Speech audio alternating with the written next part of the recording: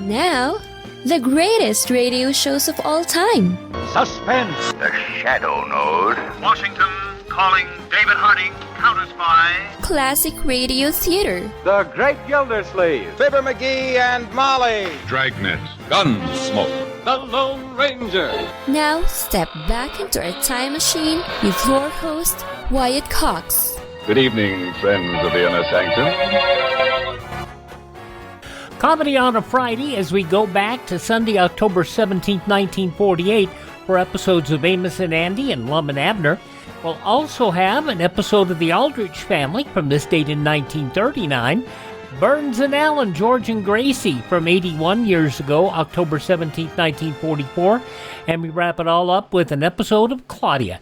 That's what's coming up on this Friday, 17th day of October, 290th day of the year, 75 days left in the year. German astronomer Johannes Kepler observed an exceptionally bright star had suddenly appeared in the constellation in 1604. Ophiuchus, which turned out to be the last supernova to have been observed in our own galaxy, the Milky Way. American troops defeated the British in the Battle of Saratoga on this date in 1777. 1888, Thomas Edison filed a patent for the optical phonograph, the first movie. First published on this date, the National Geographic magazine in 1888 as well. Al Capone convicted of income tax evasion on this date in 1931, and Albert Einstein, fleeing Nazi Germany, came to the U.S. in 1933. Huey, Dewey, and Louie, Donald Duck's three almost identical nephews, first appeared on this date in 1937 in a newspaper comic strip. The 1964-65 New York World's Fair closed after a 2-year run. More than 51 million people had attended the 2-year event. The musical Hair opened on this date in 1967 at the Ansbacher Theater on Broadway. In 1973, OPEC started an oil embargo against a number of Western countries considered to have helped Israel in its war against Syria. On this date in 1979, Mother Teresa was awarded the Nobel Peace Prize. We deal with people that are the sick and the hungry and the naked and the homeless. We take Jesus at his word because Jesus had said, I was hungry, I was naked, I was homeless. And we try to just make a home for the homeless by giving a shelter to the people who are in the streets or unwanted. Mother Teresa canonized on this date in September 4 was canonized on September 4th of 2016, and the anniversary of her death, September 5th, made her feast day. Now in 1979 as well, the Department of Education Organization Act signed into law, creating the Department of Education and the Department of Health and Human Services. Both replaced the Department of Health, Education, and Welfare. It was on this date in 1986, Thomas P. Tip O'Neill bid farewell to Congress. What am I proud of most of all? I've seen America change. I've seen middle America, middle class develop. I've seen the American dream come true, and I've played a part of it. That's what I'm proud of. O'Neill spent 34 years in Congress, 10 as Speaker of the House, 50 in politics. He passed away in January of 1994 at the age of 83. In 1989, the first earthquake televised nationally, the Loma Prieta earthquake, hit the San Francisco Bay Area. Candy Maldonado with the hesitation, allowing Jose Canseco to score, and he fails to get Dave Parker at second base, so the Oakland A's take a 2-1 I'll tell you what, we're having an earthquake.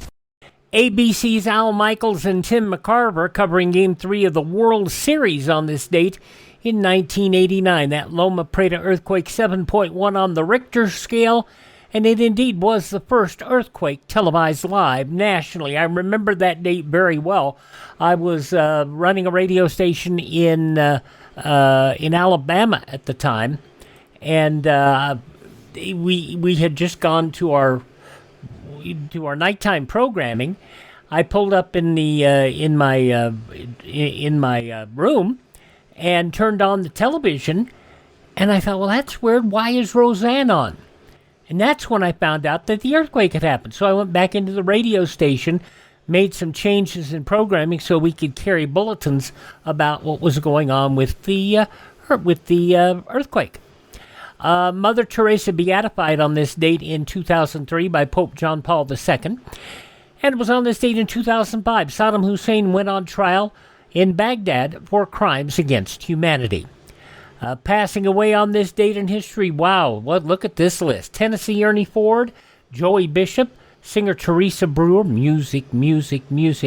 Four Tops, Levi Stubbs, Vic Mizzy, the man who wrote the music for Green Acres and the Addams Family, Mr. C with Happy Days, Tom Bosley, Mr. Cunningham, of course, wrestler Mike Graham, also Noel Harrison, the singer, actor, and skier, and the delightful Mitzi Gaynor, who passed away a year ago today. Oh my goodness.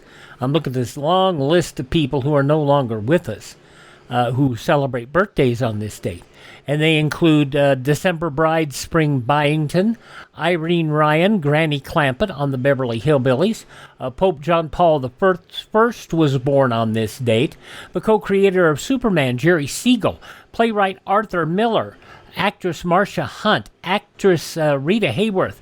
Actor Montgomery Clift, actor Tom Poston, nutritionist Robert Atkins, Daredevil Evel Knievel, country singer Earl Thomas Conley, Jim Seals of Seals and Croft fame, actress Margot Kidder, Norm on Cheers, George Wendt, who died earlier this year at the age of 76, and Norm MacDonald from Saturday Night Live. All those folks born on this date, and they have parted this mortal coil.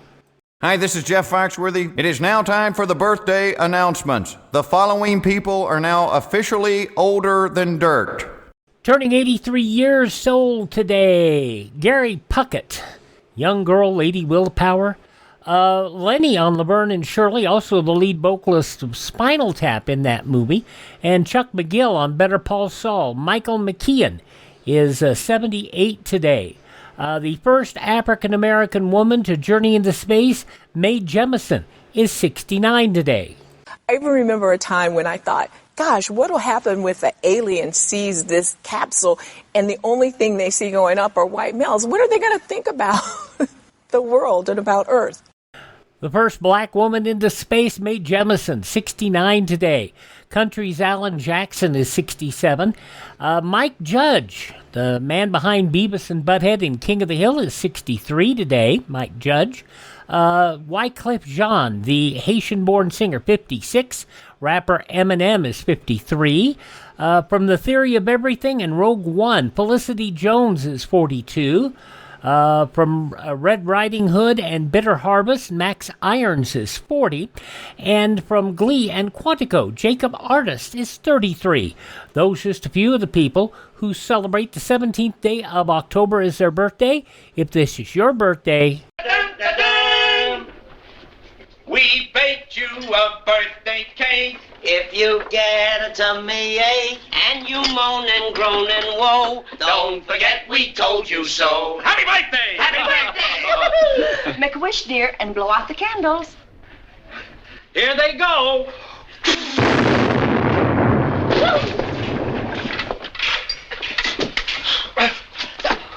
And now we're going to go to 7:30 Eastern Time. Well, we're going to go to, 7:30 Eastern Time on Sunday, 17th day of October 1948, for Amos and Andy next.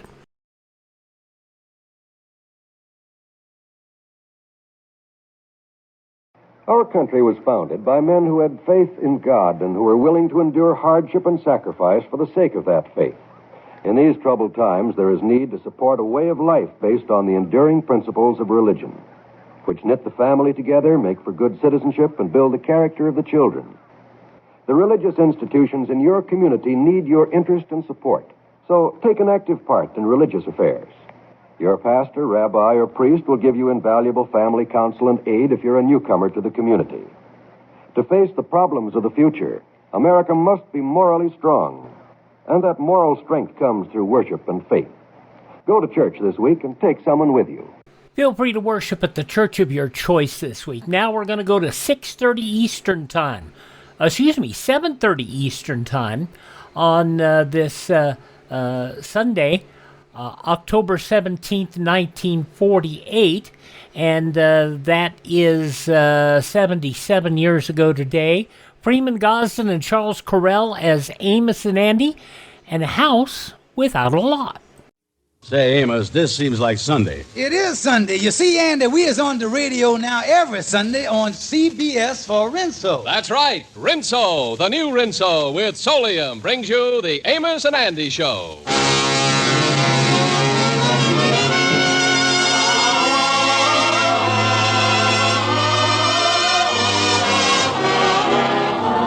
Yes, sir, Rinso, the soap that contains Solium, the sunlight ingredient, brings you a full half hour of entertainment with Lou Lubin, Eddie Green, Jeff Alexander's orchestra and chorus, and radio's all-time favorites, Amos and Andy.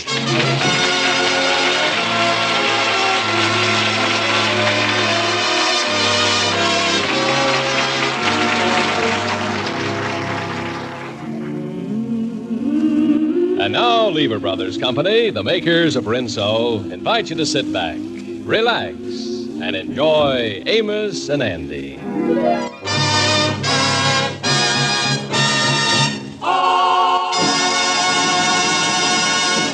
Well, the impossible has happened in the Stevens household. George Kingfish Stevens got a job. He's been working for a week now as a salesman in a local real estate office. Today is payday, and as he returns home, he is greeted by his wife, Sapphire.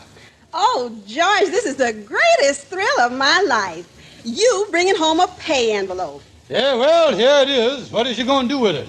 George, I'm going to celebrate. I'm going to take this envelope, go down to the beauty parlor, and use what's in it to make myself attractive. Well, now, wait a minute, honey. There's only money in there, not magic, you know.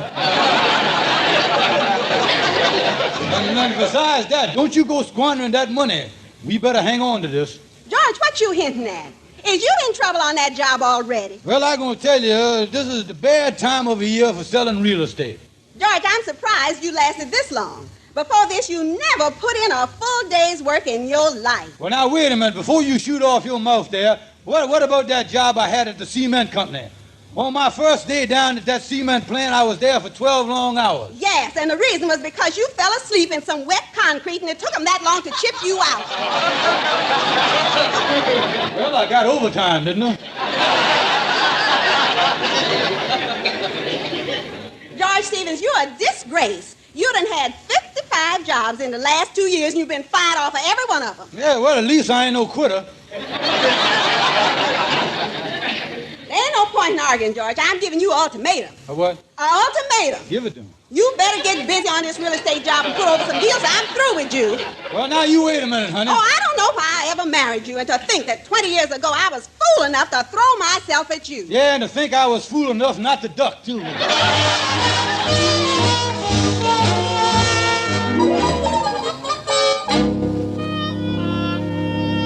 Oh, come in, Kingfish. Hiya there, Henry. Say, there's a nasty rumor going around town that you was going to work. Well, that's right, Henry.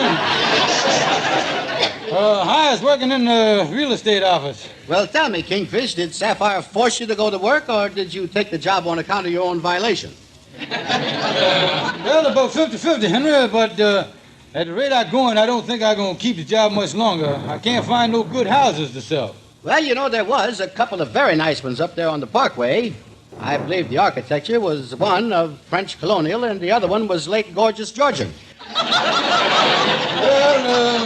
Well, that's the trouble, you see. All them houses is too expensive.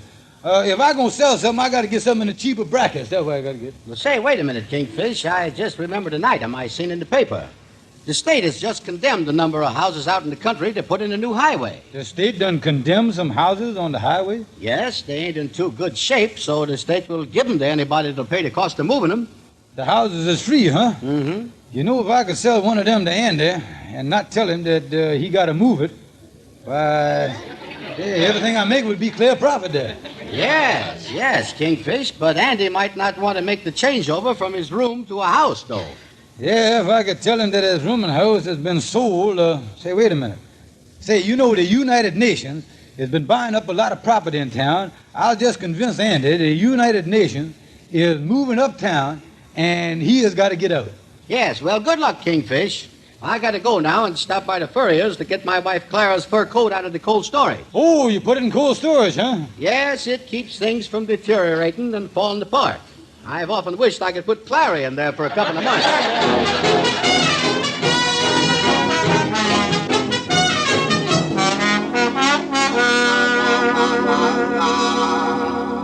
Well, here's Andy's room. I hope this United Nations stuff works. Oh, how is you, Kingfish? Andy, is you still here? Well, come on, I'll help you pack. You ain't got much time, son. Kingfish, what is you talking about? Andy, ain't you heard the big news? No. The United Nations has done bought this whole neighborhood. They is moving their whole UN headquarters up here. Lock, stock, and delegates. Yeah? Yeah. Well, when did this happen? Oh, it was announced on the wireless this morning by that famous English statesman, Churchill Downs. It was broadcast right from the steps of the British Kremlin. Yeah. Oh, fool. Yeah, and with people from all these nations moving up here, they is giving everybody 48 hours to move out. 48 hours? That's awful short notice, ain't it? Well, they didn't give me that much.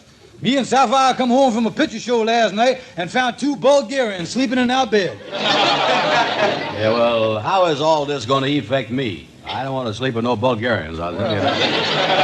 How is it going to affect you? Yeah. And the 4 powers is dividing the whole area around here in 4 sections.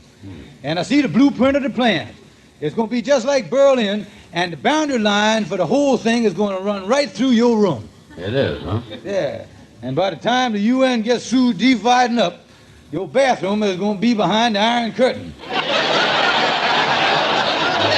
Well, that's bad, ain't it? Well, might be a little inconvenient when you get up in the morning. You might have to show your passport before you can brush your teeth. Not only that, Andy, but on account of the Russians, they're going to have to fly your food in here by airlift, you know. You got to eat. Oh, me, this is a mess. But look, Kingfish, I still don't understand what this UN needs so much room for. What is this UN bunch trying to do anyway? Well, the UN is trying to establish world peace, that's what. What do you think they've been fighting and squabbling for the past 4 years? Peace and brotherly love. Yeah? Well, what about the Russians? Is they after peace, too? Oh, the Russians is really after it, Andy. They are so determined to have peace that they is liable to shoot 10 or 20 million people just to get it. In the nutshell of the thing, Andy, is you better move out of this neighborhood. Yeah, I was really in bad trouble, all right. Only thing is, if I got to get out of here, I don't know where I could move to. Ha, ha, ha, ha. Now, there's a funny thing that you should mention that, Andy. Maybe I can help you, brother. It just so happens that I being in the real estate business here, I just got a place for you that's for sale. A nice 6-room house for only $500. $500? Mm-hmm. Listen, all over the country they're selling houses for $10,000 and $15,000. How come I gets one at such a cheap price? 'Cause you ain't a veteran, Henry.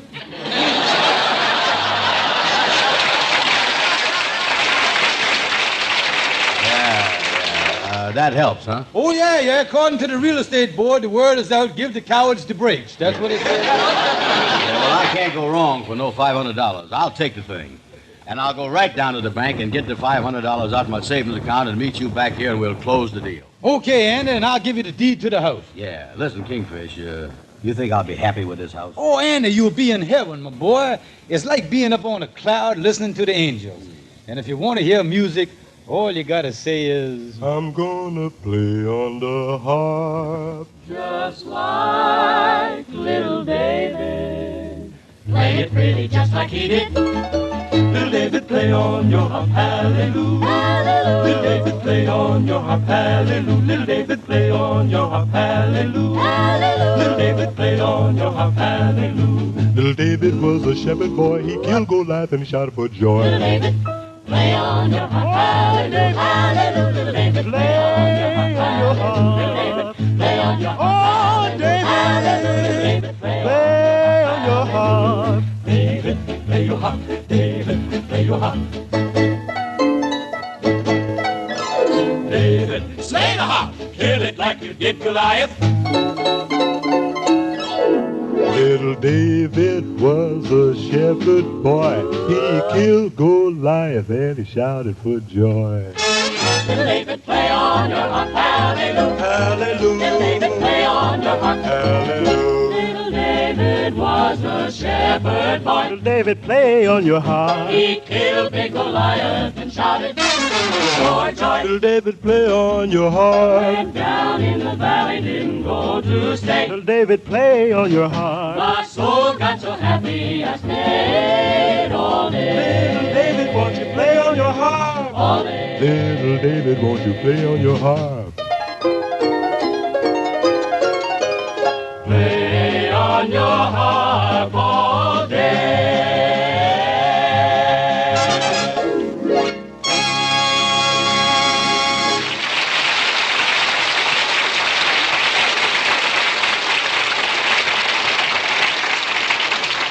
You know, there was a time when Blue Monday was really blue. But not anymore, not in the house where the John Lakes live. My wife says she enjoys Monday because that's when she gets all our wash whiter and brighter than new.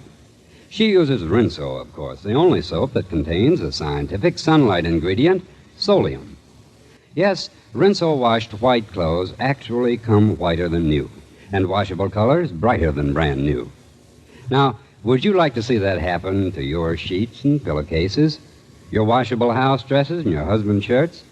Well, then, use new Rinso with solium, even on rainy days, even when clothes are dried indoors. Rinso with solium puts sunshine in your wash. Rinso is so safe for clothes, so kind to your hands. Try it, won't you? Soapy rich. New Rinso with solium.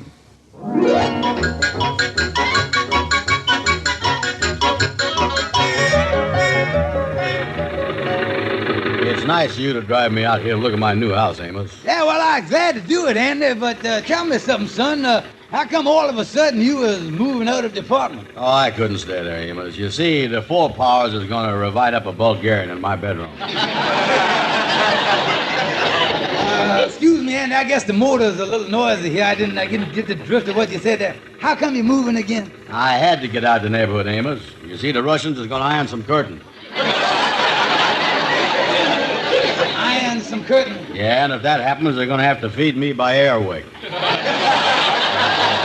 Andy, I can't figure out what you... Now, hold it. Here's my house. Turn in right here. Turn in. Ah, there's the place, Amos. What do you think of that? Yeah, well, it ain't bad for the money, Andy. Say, who's that fella there on your front porch? Now, wait a minute, I'll ask him. Say, mister, what is you doing on my porch? Oh, is this your house? Yeah. Well, I'm from the highway department. I hope you've arranged to move the house off the property by Thursday. Move the house? Why, yes. The new highway goes right through here. Weren't you informed when you bought the place? Amos, I think that Kingfish done tricked me again, you know it?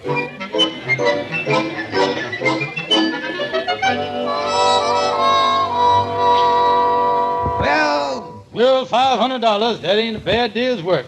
That ought to really make Sapphire happy. I better put it away, though. Here comes somebody down the hall.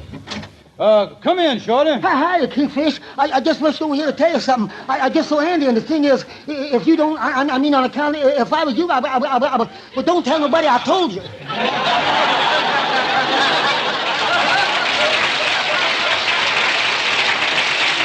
Well, now, wait a minute, Shorty. Now, listen, calm down, Shorty, and tell me, what is you talking about? Now, listen, I just saw Andy, and boy, is he mad about you selling him a house without no lot. He really gonna beat you up. Oh, me and I was allergic to that fighting stuff, too. Listen, Kingfish, every man who's a man has got to fight sometime. Well, I remember only last month I had an argument with a great big fella. Oh, he weighed 210 pounds. And was I afraid? No.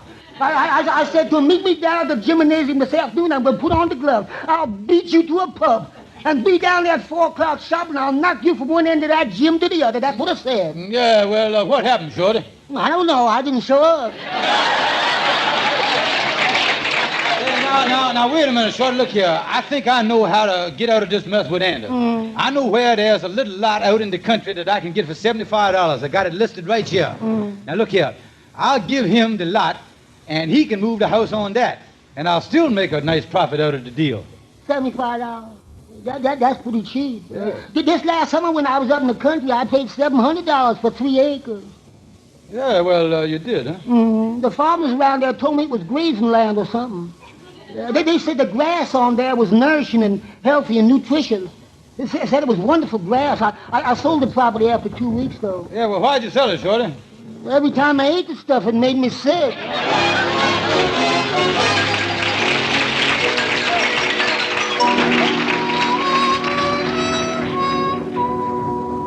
Oh, come in, Brother Andy, come in. Stand right where you is, Kingfish. I'm going to beat you within an inch of your life. Now, wait a minute, Andy, wait a minute. Take it easy. Would you fight with a man who is smaller than you is? What you mean, smaller than I is? You is half a head bigger than I is. I know, but I fight from a crouch. I gets down like this. Kingfish, this is the dirtiest trick you ever done to me. Sticking me with that house without no lot. Oh, is that what you saw about? Yeah. Well, I was prepared to make good on that, Andy. Oh, I was your pal. You know I wouldn't stick you with a house without sticking you with a lot, too. Oh, Now, that sounds more like it. Yeah, oh, sure, Andy. Look here. You has done had the lot all the time. The only reason you didn't happen to notice it when you looked at the house is because the lot is 12 miles away. Wait a minute. 12 miles away from the house? How you explain that? Well, you can't explain it, Andy. It's just one of the quirks of the real estate business, that's all. 12 miles. Couldn't they quirk that a little closer? And besides, Kingfish, how do I get the house over to the lot? Well, you hasn't moved, that's what. And you can even live in the house while there's moving it. And the trip will do you good, Andy. Oh, I tell you, Andy, there's no thrill like whizzing through the city in your own home. Yeah, well, that sounds good, all right. But where is this lot? Brother Andy, I was very happy to say that it's centrally located. What you mean, centrally located? Right in the middle between two other lots. Well, that's a good location, all right. Now, Andy, the next thing to do is to decide just where on this lot to put the house. Yeah. Now, I've got the plans of the lot right here, and I also got the plans of the house. Now, here, you take the house plans, and I'll take the plans of the lot here, and we'll check the figures. Yeah, okay, Kingfish. All right, ready? Yeah. All right. Width of lot, 35 feet. Width of the house, 42 feet. Yeah, well, now, you see the thing, wait a minute. Let's run over them figures again. I think we done messed up a digit in there someplace. Yeah, there's something wrong in there, all right. Yeah, all right, here we go. Width of lot, 35 feet. Width of the house, Kingfish is still 42 feet. And I think I hit on what the trouble is. The house is just a wee bit bigger than the lot. A wee bit. Kingfish, that house is 7 feet too big for that lot. What in the world is we going to do now? Well, now, let's not get excited, Andy. In real estate circles, that's what's known as overlapping. I think the smartest thing to do is to make a few small alterations. Now, all you got to do is to cut 7 feet off the house, bring the outside wall in, and there you is. Yeah, but what happens to the inside of the house? Well, just looking at the plans of the house here to see. Taking 7 feet off the dining room there won't hurt it a bit. Still leaves a nice-sized dining room, 12 by 3. Might even get a table in there.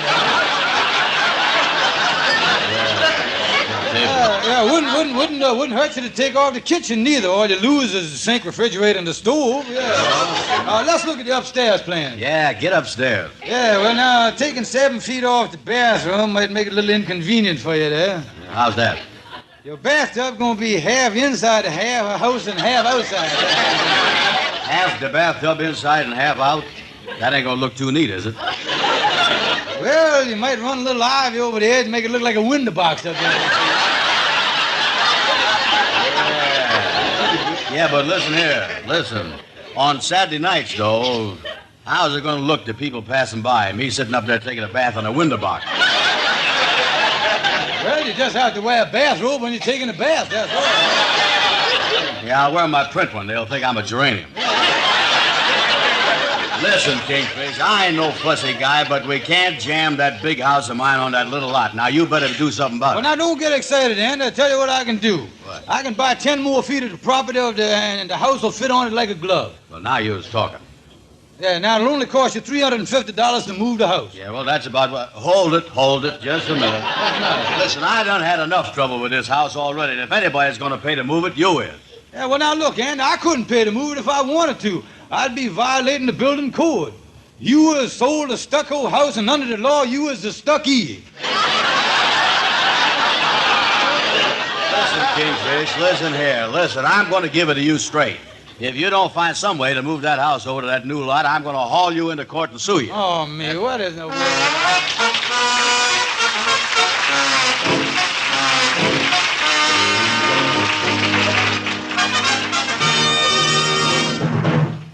Say, would you like to make up a little list of the newest, most exciting scientific discoveries?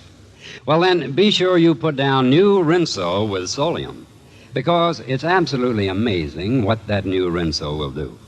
Rinso with Solium gets white clothes actually whiter than when they were new, and gay washable colors even brighter than brand new. Whiter and brighter than new. See for yourself. Try new Rinso with the scientific sunlight ingredient Solium. Only new Rinso contains Solium.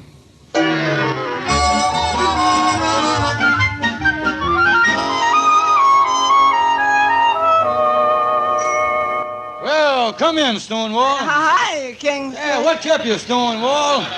I've been waiting here for 2 hours to discuss something with you. And I've been over to court waiting to see how a case come out. See, a friend of mine was accused of counterfeiting, making counterfeiting money. And I know that man wasn't no counterfeiter. He was honest as the day is long. I wanted to handle the case for him, but I just didn't have the time. Oh, you didn't, huh? No, but he wasn't worried. No, he told me he'd handle his own defense. And by gosh, you know he got out of that unjust counterfeit charge? How'd he get out? He slipped the judge $2 million. Yeah, well, here's my situation, Stonewall. You know there was some houses up on the east-west highway that the state was giving away free to anybody that move them. Yeah, I heard about that. Yeah, well, I done took one of them houses without a lot, and I sold it to Andy for $500. Kingfish, you didn't do a thing like that to Andy? Oh, that makes me mad. It infuriates me. Huh? Yeah. Why couldn't I have thought of that? Well, now, the thing I got to figure out, Stonewall, is how to get that house moved for nothing. Yeah. Well, let's see here now. Hey, why don't you tell the state that the house is a historical monument, then they might move it free of charge to preserve it. Yeah, well, I couldn't tell them that because the house was only built in 1920, so what is it going to do? You know, Kingfish, the thing to do is to look at this in the spirit of legal jurisprudence. In other words, I say that the procedure we must follow is the old principle of veritas omnia ipso facto. What did that mean? Lie like a fool, man. Hey, Stonewall, you know I might go down to the highway commissioner and tell him the house has to be moved for the public good. Yeah, to be used as a hospital or something. Yeah, well, now that's right. Now, you know what? Say, if I told him that Andy was a doctor who was running a free clinic and needed this house for his work, that might swing the thing. Yeah. Well, Kingfish, I guess that solves your problem. You know, in the legal profession, I really see the drab side of life. Take a case I got to start working on tomorrow. This criminal is the most despicable man I ever met. He has spent his whole life jipping and cheating widows and poor helpless people. It makes me sick just to think about it. Well, if he feels that way, why don't you drop the case? I would, but I hate to turn against my own father.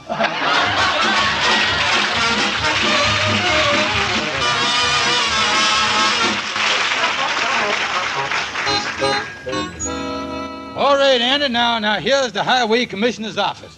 Now, I has already called him on the telephone and explained the situation. Yeah, well, that's good. Now, look here. I's going in and put in the clincher. Now, remember everything I done told you. You as Dr. Brown. Yeah. I'll go in first, and I want you to come in later at the psychopathic moment. Okay, Kingfish. Yes, may I help you? I asked George Stevens, the big philanthropist. I done spoke to you on the phone about an hour ago. Oh, yes. Now, what's all that you told me about wanting us to move a house in the interest of public welfare? Oh, yes, well, to make a free medical clinic out of the thing. You see, Mother, I would gladly pay for the moving of the house myself, because I've always been a benefactor to these worthy causes. But lately, I done give away so much money that I done over-benefactored myself. Well, you said something about turning this clinic over to a Dr. Brown. Just where is he working now? Well, in the only place he can afford, in an old attic that ain't got no heat in it. No heat in it? Yes, sir. It's really cold, too. The poor fella can hardly stand to work there. Matter of fact, instead of using rubber gloves, he has to operate with a pair of mittens on. Yeah. Really cold. Wait a minute, Mr. Stevens. Oh, I'm telling you the truth. It really gets freezing up there. Why, the last appendix he yanked out looked like a popsicle. Wait a minute, Stevens. Nothing could be that bad. Yeah, well, I'm telling you, the only heat he's had up there for the last week was one of the patients had a fever of 106. This is the most fantastic story I ever heard. Yeah, well, I just wish that Dr. Brown was here so you could hear this sad tale from his own shivering lips. I said from his own shivering lips. Come in. Well, what a coincidence if it ain't the world-renowned Dr. Brown. How is you, Mr. Stevens? Can you let me have 2 bits? What is the trouble, Dr. Brown? Well, I've been operating all week, and I just ran out of catgut this morning. You ran out of catgut? Yeah, and I got 2 more operations to go. 2 big dectomies. 1 tonsillectomy and just a plain dectomy, too. Well, what in the world is you going to do, Dr. Brown? Well, if I don't get no catgut, I'm going to have to stick them fellas together with Scotch tape. And I got some old bad news for you, Mr. Stevens. Yesterday, I got evicted out of that attic where I've been working. Oh, that is terrible, Dr. Brown. How is you going to carry on your great work? Well, it's going to be tough, all right. For instance, last night, I was walking along the street, and all of a sudden, a fella come up to me screaming. I give him a quick examination and discovered he needed his gallstones took out right away. Well, where did you perform this serious operation, Doctor? Had to take him to a motel. Motel, huh? How did the thing work out? Not so good. Checking out time was 2:30, and I had to finish the operation on the front lawn. Stones all over the place. This is all very interesting, Dr. Brown, but... Dr. Brown, would you mind waiting outside just a minute, now? Would you? You just step outside. Sure. Now, look, Stevens, I don't believe all this nonsense. No. And besides that, my records here show that due to some engineering problems, they're going to have to divert the highway 75 feet from the property. The house won't have to be moved at all. Holy smokes, that's wonderful. And if you want to buy the lot, I'm sure the state will sell it to you for a very small sum. Now, will you excuse me? I'm very busy. Yes, sir. Just 75 feet from the highway. Let me think. If I could get a hold of that place myself, I could turn it into a little road stand and a gas station and make a fortune. I hope Andy's still waiting for me. Well, Kingfish, did the thing work out? Is they going to move the house for me? No, Andy, they ain't. Yeah. And I'm going to tell you something, Brother Andy. My conscience has been nibbling on me about this whole deal. It is, huh? Yeah, and I'll tell you what I'm going to do, Andy. I was going to give you back your $500 and take this whole mess off your hands. Oh, that's great. Kingfish, you was a pal. Yeah, put it there.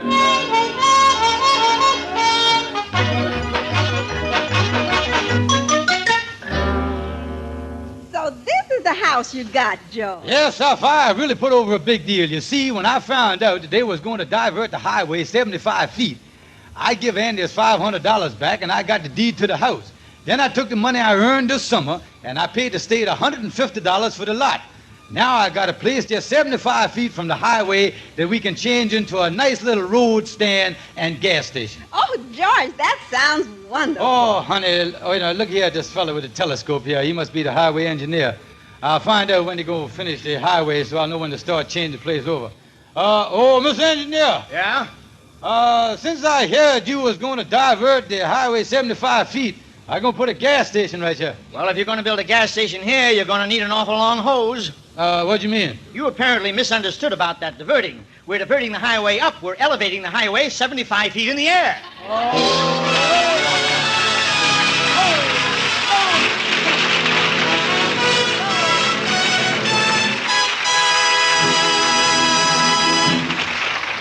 And there's something big going on. The people that make Rinso is giving away a brand new Mercury every day for 30 days. Yeah, ain't that something?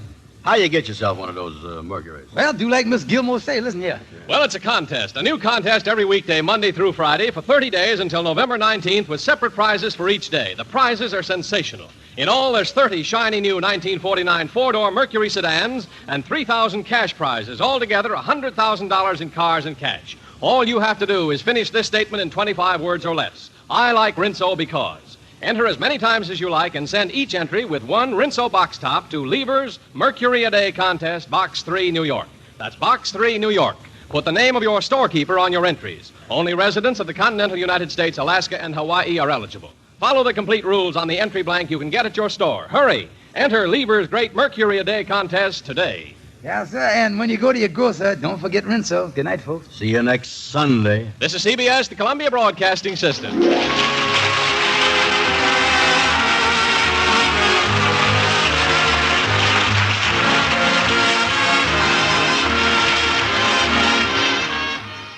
And there you have it, Amos and Andy.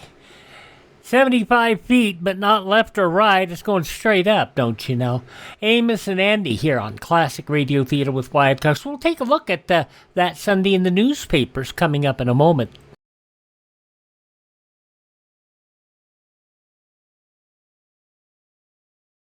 Everyone who works for a living knows that illness or injury may keep them from earning a living. Today, more than 9 out of 10 American workers are covered by Social Security, and each one should know that if he becomes severely disabled, he and his family may be eligible for monthly Social Security disability payments. More than 1 million people are now receiving benefits each month under this program. For more information about Social Security disability benefits, write to Social Security, Department 15, Hollywood 28, California, and ask for a free copy of Booklet 29 called If You Become Disabled. Now a look at some of the news headlines from 77 years ago today, Sunday, October 17th, 1948. An Israeli motorized column reported unofficially Saturday night to have come within a few miles of Gaza, principal Egyptian army base in Palestine. Informants in Tel Aviv said the advance was made with air support as Israel pushed a coordinated land and air offensive aimed at smashing a road open to Jewish settlements in the Negev southern desert area. In Cairo, the Egyptian government said its troops killed more than 500 Jews in driving back an Israeli force in southern Palestine. They said Egyptian planes forced down 2 Israeli planes in the El Arish area. President Truman announced Saturday a $14.4 billion military spending budget for next fiscal year, an increase of more than $2 billion over this year, and ordered a vigorous training program to build up and train military reserves. But he emphasized his moves were not caused by any worsening of the world's condition. In fact, he said world tensions had eased slightly and there had been some improvement in the Russian attitude. He said the Russians are better about talking things over. The fact that UN talks are still going on, he said, is in itself some reason for optimism. The Democrat and Republican presidential nominees took brief breathers from their grinding campaign trails. Voicing concern of victory, President Truman got back to the White House Saturday afternoon from a 6-day, 35,000-mile swing through the Middle West, in which he pounded away at the Republicans on virtually every issue. Meanwhile, Governor Dewey, the Republican nominee, arranged to rest today at his mother's home in Owasso, Michigan, as he neared the end of a stumping loop that carried him farther west than his Democrat rival. The East-West war of hot words continued in the United Nations in Paris. The Polish ambassador charging a military clique stopped President Truman from sending a special peace envoy to Moscow, an apparent reference to Truman's plan to send Chief Justice Vinson to the Kremlin for direct talks about the stalemate over atomic control. The Polish leader said the president was a prisoner of a military clique. While he spoke in the Assembly's Disarmament Committee, Alexei Pavlov of Russia told the Social Committee that Christopher Mayhew of Britain was a liar and a mouthpiece for fascism in the UN. Friday, Mayhew accused Russia of holding its workers in a monstrous slave system without parallel in world history. France announced officially Saturday night what amounted to partial devaluation of the franc. A finance ministry communique said henceforth all imports and exports will be calculated monthly on the basis of a medium rate between the pegged rate of 214 francs and the free rate of 313 francs to the dollar. It would mean, for example, that trading Monday would be figured at the rate of 264 francs to the dollar. And in Hagerstown, Maryland, the Potomac Edison building, which was energy, of course, equipped with a special camera to photograph thieves breaking into the place. Well, thieves did break in, stole the camera. Those some of the day's news stories from the newspapers of Sunday, October 17, 1948. On your radio, we will get to next Lum and Abner from 10 o'clock on CBS. And that'll be next on Classic Radio Theater with Wyatt Cox.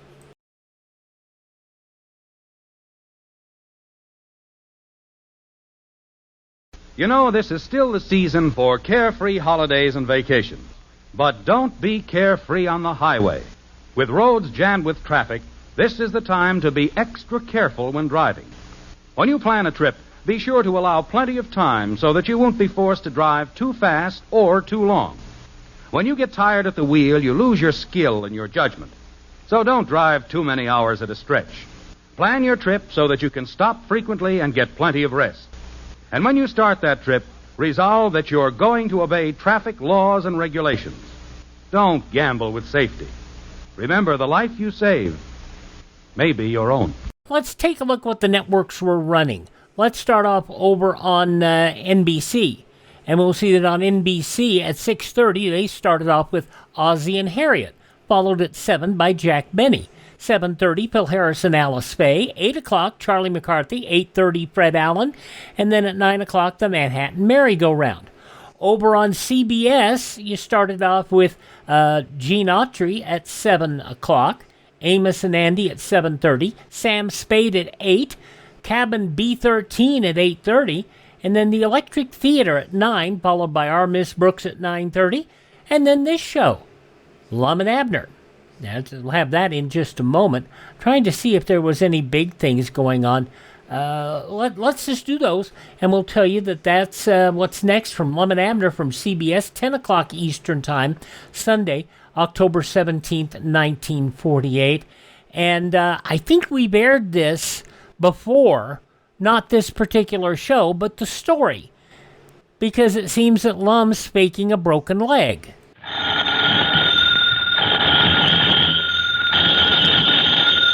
Granny's Abner, I believe that's our ring. Huh?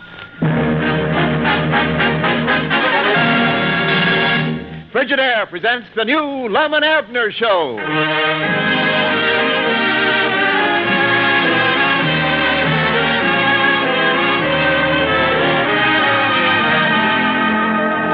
Tonight, Frigidaire, a division of General Motors, brings you a brand new kind of visit with those old characters down in Pine Ridge. Featuring Clarence Hartzell as Ben Withers, music of Felix Mills, and starring your old favorites, Lum and Abner.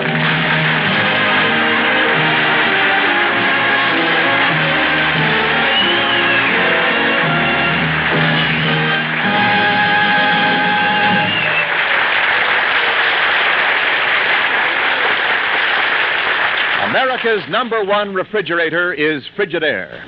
Yes, any way you look at it, America's #1 refrigerator is Frigidaire. #1 in popularity. For more Frigidaire refrigerators serve in more American homes than any other make. #1 in thrilling new advantages, as you can see for yourself at any Frigidaire dealer. And #1 in dependability. For Frigidaire refrigerators are made only by General Motors. And this association of experience with experience, of skill with skill, is your guarantee of lasting satisfaction. So when it comes to a new refrigerator for your home, remember this. The first name you think of is the right one to buy. Frigidaire, America's #1 refrigerator.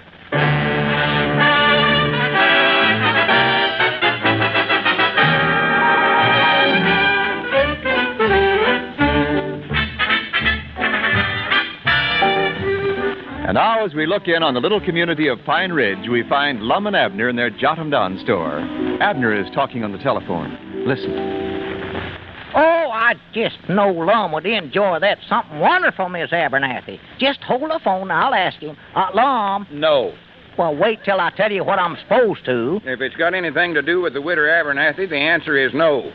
Well, she's just inviting you to supper, Lum. You could eat with your eyes shut. I can't stand that woman. Can't stand them young'uns of hers, neither.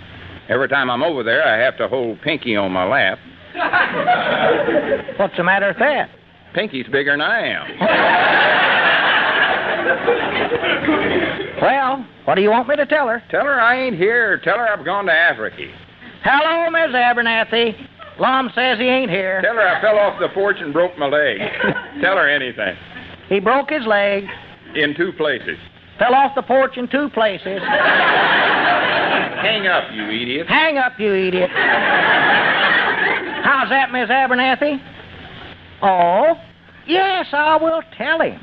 Yes, goodbye. What'd she say?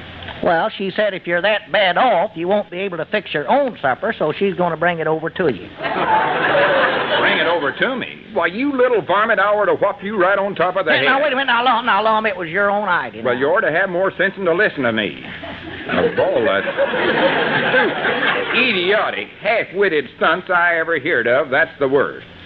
Well, don't just stand there. Say something. Care for hazelnut? No, I don't. Now, listen, you was the one that got me into this, so I'm just going to let you be the one to get me out of it. Oh, Lum, I don't want to hog everything.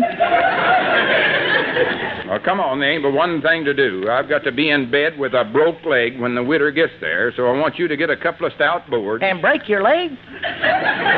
No. Dadgummit. Use them for splints and bandage it up. Hurry up now, or there'll be a double fracture around this joint.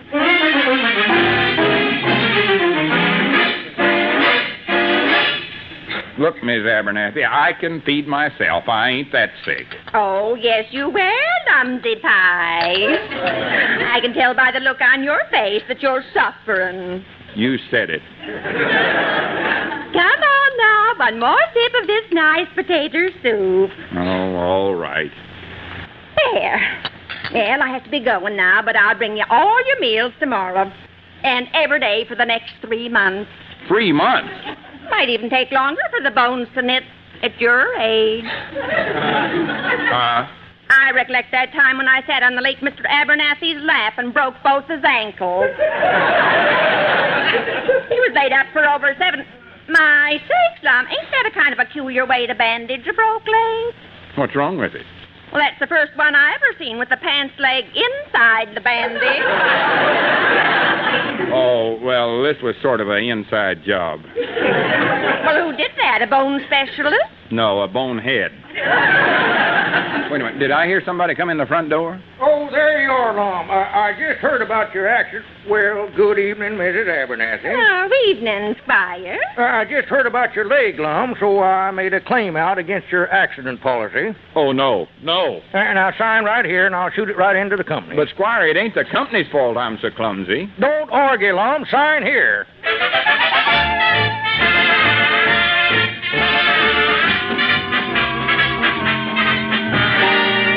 Well, Lum, what in the world did you ever sign the claim for? Well, what else could I do? The widow Abernathy was right there, and I couldn't let her know my leg weren't broke. Yeah, but now you're guilty of defrauding an insurance company. Will you stop saying that? You know, I got enough trouble with the widow Abernathy feeding me potato soup 3 times a day, and half the town dropping by to sympathize with me and bringing me presents. I feel like a hypocrite. How many years in a penitentiary do you get for frauding? Abner, will you get out of here? Well, don't you want me to bandage up your leg again before I go? No, not just yet. It feels too good having that junk off for a while. Them sure some fine splints you put on there. Well, what's wrong with them? I just cut some branches off from that oak tree you got out there. Yeah, but you could have cut the acorns off first. I got holes in my leg the size... Oh, my goodness, there's Ben Withers crossing the road. Ben Withers? Hurry up and get the bandage back on. Yeah, well, here, lay back down on the bed there. You know, Abner, this just seems unhonest. Mightn't I wish my leg was broke. Wouldn't be so conscience struck. Well, Lum, if it'll make you feel any better, I'd be happy to break it for you. Well, that's awful thoughty of you, but... Just as a friendly gesture, you understand. Oh, I wouldn't think of putting you to all that bother. Why, it's no bother at all, as brittle as your bones are. Well, that's awful sweet of you, Let's but... see, now, what would be a good, quick Abner, way... would you hush up before I whop you one? Lum, I'm just trying to help you. Well, cut it out. It's too dangerous. And hurry up with that bandage. It's all did. You're set right now. Hey, Granny, you can cause me more trouble than every... Oh, for pity's sakes. Now, look, you've wrapped up the wrong leg. Are you in the bedroom, Lum? Well, it's too late to do anything about it now. Maybe he won't notice it. Yeah, come on back, Ben. Hello, Lum. How's your fractured tibia today? Don't tell me I got that, too.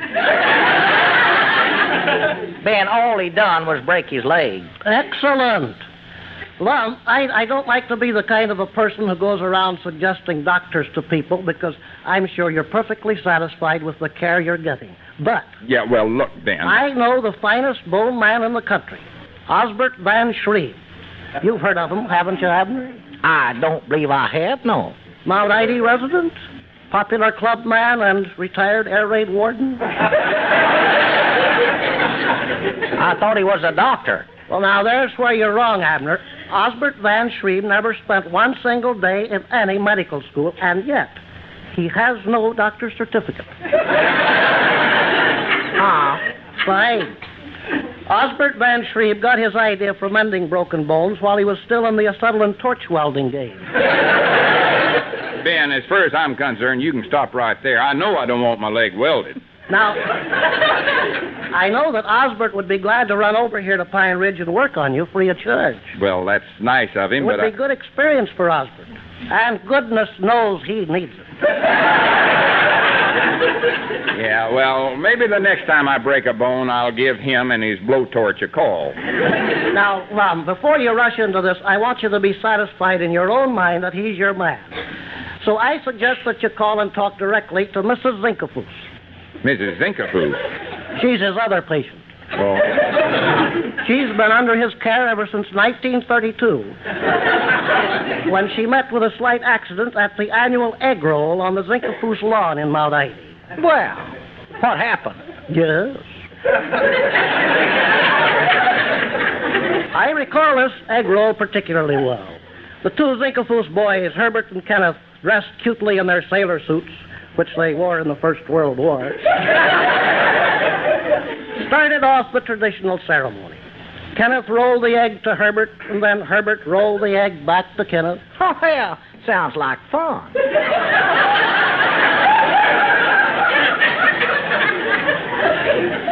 Then old man Zinkefoos joined the festivities. He caught up the egg and rolled it once to Herbert and once to Kenneth. What'd they do, just have one egg? Fine. Then Mother Zinkefoos gaily rushed out on the lawn to catch up the egg. But she stepped on a croquet ball and broke her hip and had to be counted out of the fun. Oh, that is a shame. The nice part of it is the Zinkefooses put on the same traditional ceremony every year.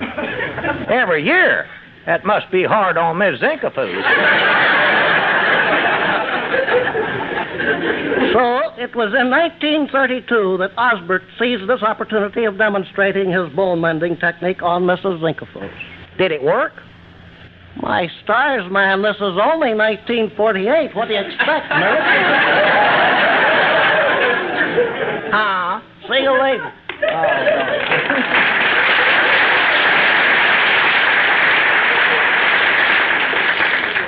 Miracles.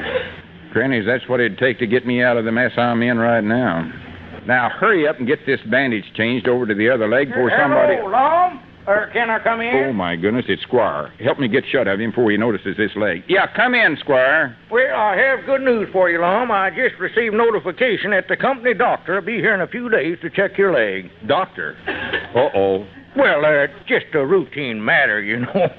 It's silly, but once in a while they run into somebody who tries to defraud the insurance company.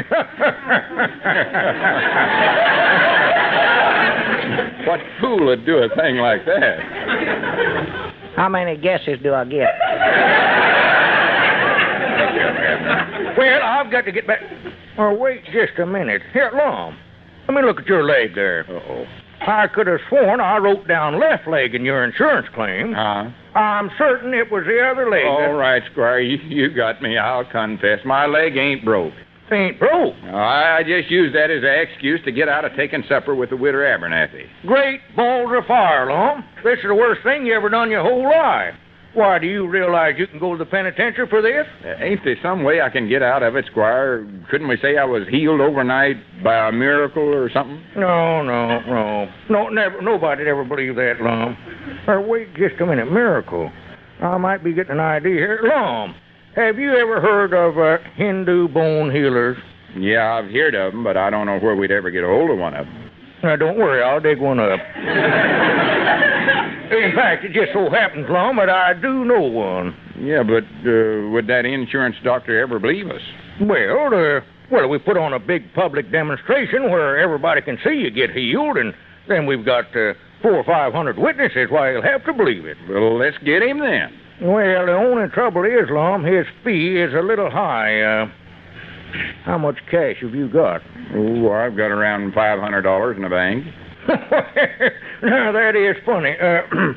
His fee comes to exactly $500. That's awful high, ain't it?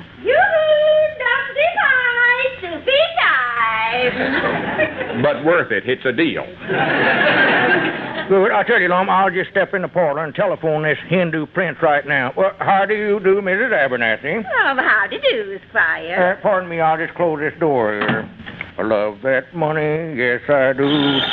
Gonna stick somebody. Hello? Mamie? Why, I want you to connect me with the Bombay Chili Bowl in Kansas City, Missouri. Yes, I'll wait. Oh, Squire, are you hungry?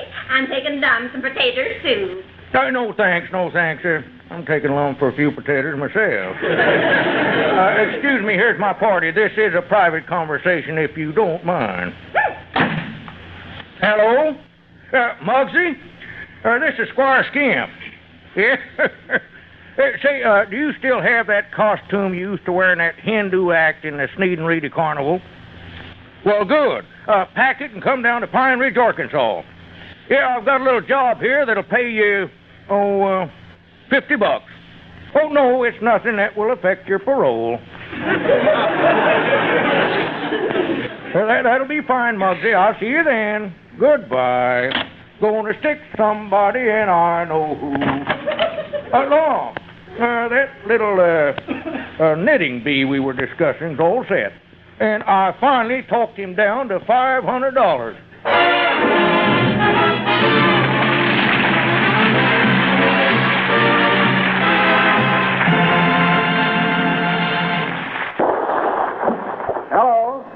Hello? Anybody here? Oh, yes, Mom. Oh, how do you do? Say, I don't believe we've met. Oh, sure we did. We just said hello. Oh, I don't believe I know your name. It's Cedric. Cedric, glad to know you. My name's Niles, or Wendell Niles. I'm with Frigidaire. I'm Cedric Wehunt. I'm alone.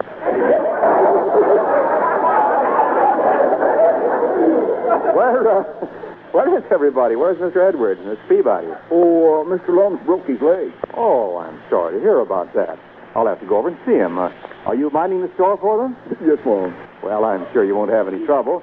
Certainly won't have any trouble with Frigidaire. Well, I don't know about that. Mr. Lum says Frigidaire's walked right out of the store. Well, that's about right. More Frigidaires are being bought today than ever before because everyone knows Frigidaire is America's #1 refrigerator. It just stands to reason that with more Frigidaires in use than any other make, there's more talk about them. And do you know what people are saying? You mean about Mr. Lum being so clumsy? No, I mean about what people are saying that the new Frigidaire is the most convenient, easy-to-use beauty they ever saw. And what's more, they say a Frigidaire refrigerator is one of the best money savers in town. Do you know the meter miser? No, Mom, but I know Squire Skimp. Well, only Frigidaire has the meter miser, the simplest cold maker ever built. It's so powerful, it can keep even the biggest Frigidaire refrigerators filled with cold, even in the hottest weather. Yet, it's so simple that it cuts current costs a bone. Just remember the meter miser when anybody mentions refrigerators, because the first thing a refrigerator must do is make all the cold you need when you want it. Yes, sir, it's good to remember only Frigidaire has the meter miser. Now, young man, is there anything I can do for you? Yes, Mom. So what is it? Let go of my coat. I'm already on your side.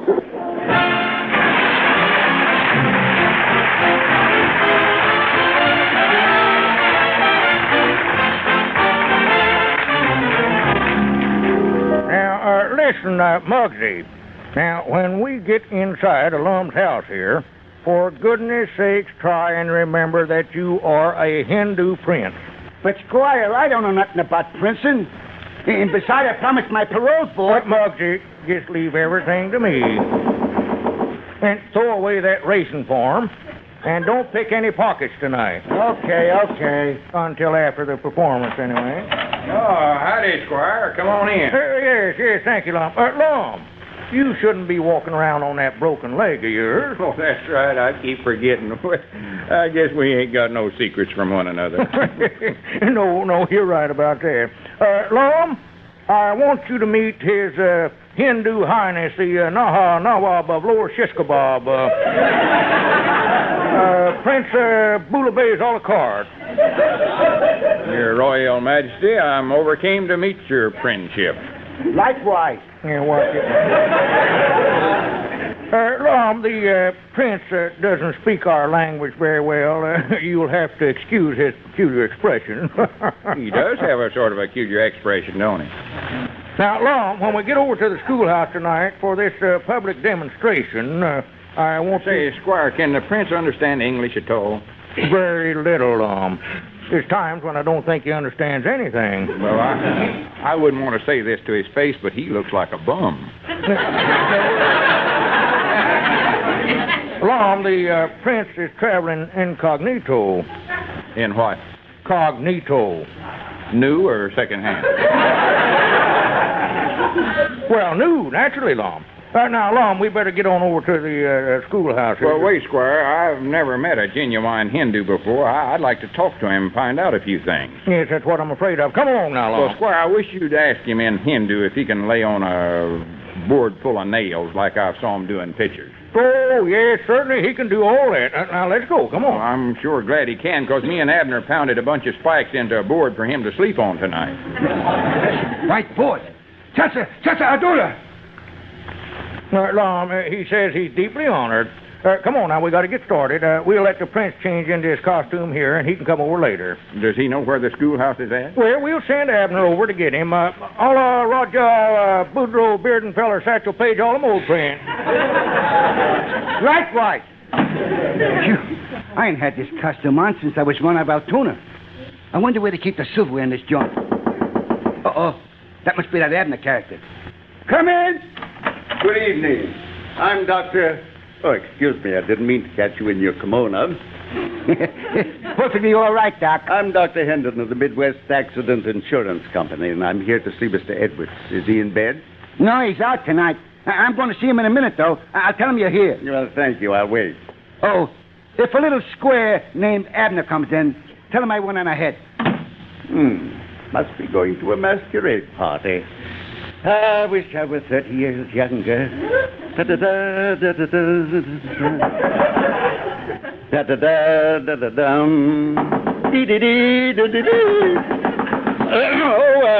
Come in.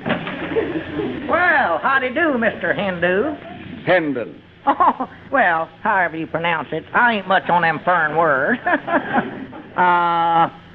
You speak English? Why, certainly I speak English. I speak English. Well, Lum Edwards is wrong about you then. He's wrong about your looks, too. He said you look like a bum. A bum? Yeah. I don't think you do, though. Much. You sure look a lot different than I expected, though, after what Squire Skimp told us about you. And just what did Mr. Skimp say? Well, he said you generally worked in a green and yellow suit with a towel wrapped around your head, barefooted. He said that? Yeah. Say, Mr. Hindu, or just twixt me and you, all this healing stuff that you do, that's just a fake, ain't it? I beg your pardon. I've been practicing for over 30 years. Well, just can't catch on to it, huh? What's that? Well, of course, it won't matter tonight whether you can do it or not, because Lum's leg ain't actual broke. Well, I don't know. Isn't broken. Why, of course not. Didn't Squire Skimp tell you that? See, they're just doing this to fool the insurance company. Aha! So that's it. Yeah. See, this company is sending out some old doctor to examine Lum's leg. And when the old fuddy-duddy gets here, well, they'll tell him it's all been healed up by this Hindu junk that you're going to do. That I'm going... Wait a minute. Just who do you think I am, anyway? Why, no, you're the Hindu bone healer that Squire sent for. And Squire Lum's already over at the schoolhouse waiting for you to get there and put on a big public demonstration. I think I'm beginning to catch on. Well, it's about time. Just a good thing that I told you all of this. Yes, it is. A very good thing. Yeah. Well, come on, let's go. Just a moment. Exactly what makes our friends over at the schoolhouse, those two, shall we say, connivers? Yes, let's. Exactly what makes them think the doctor will believe this healing hocus pocus. Squire says he's so dumb he couldn't see through nothing.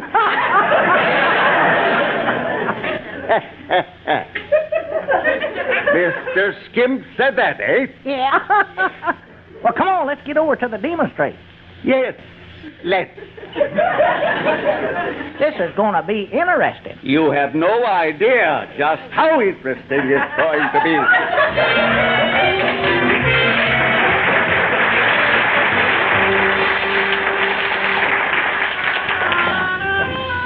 And now, ladies and gentlemen, you have seen the prince perform several amazing feats here tonight, such as hypnotizing me a while ago.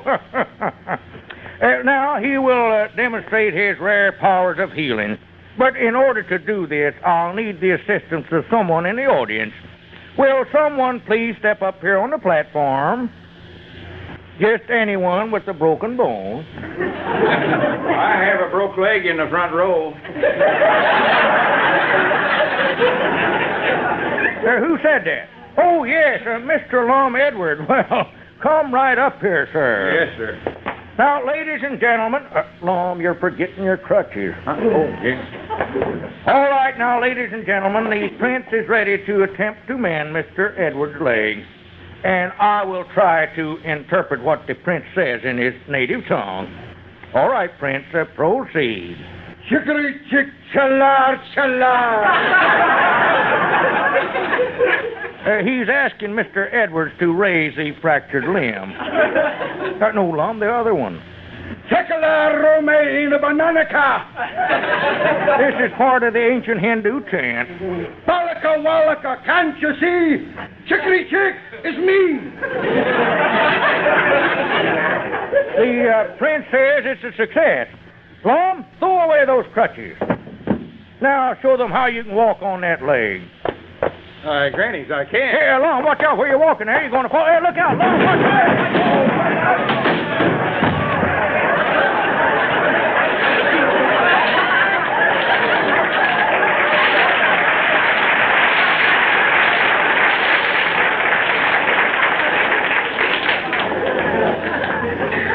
Lum, are you hurt, Lum? Oh. Well, speak to me, Lum. What happened? Well, Lum.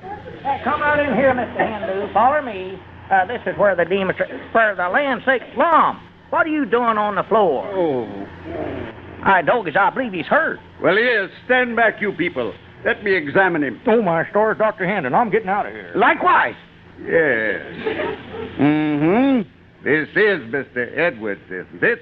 Yes, sir, that's him. Oh. Mr. Edwards, I'm the insurance doctor who was sent here to examine you for a broken leg. Uh-oh. Well, doctor, I can explain that. And that's exactly what you've got. A broken leg.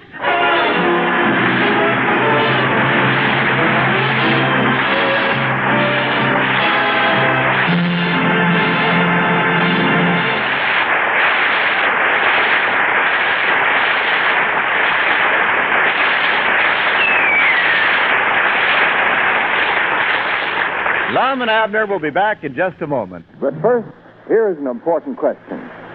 Would you like an automatic washer that gets clothes so clean they sparkle, leaves them so dry and light that they're a joy to handle? Then visit your Frigidaire dealer and see the wonderful Frigidaire automatic washer with live water action and rapid dry spin. It's fully automatic. All you do is put in clothes and soap, touch a dial, and that's all.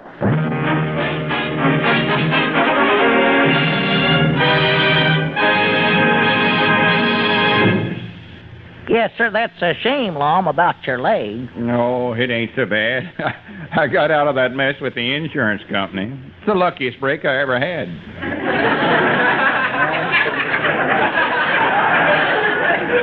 Ain't nothing to worry about now. Yoo-hoo! Dumpty pie! Soupy time!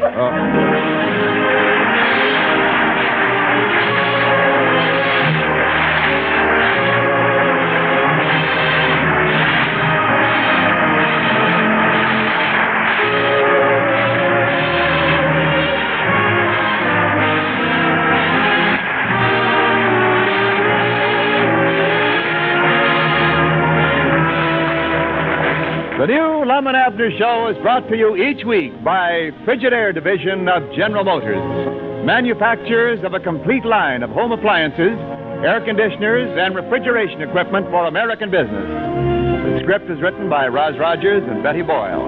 The music by Felix Mills and his orchestra. So until next Sunday night, same time, same station, this is Wendell Niles saying good night for Frigidaire, America's #1 refrigerator.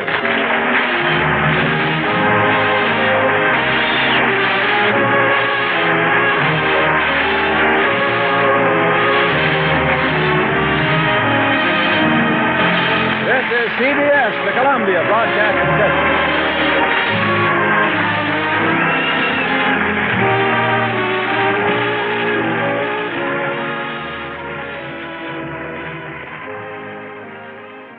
Well, I guess the best part is most of the audio problems we had during that were during the commercials.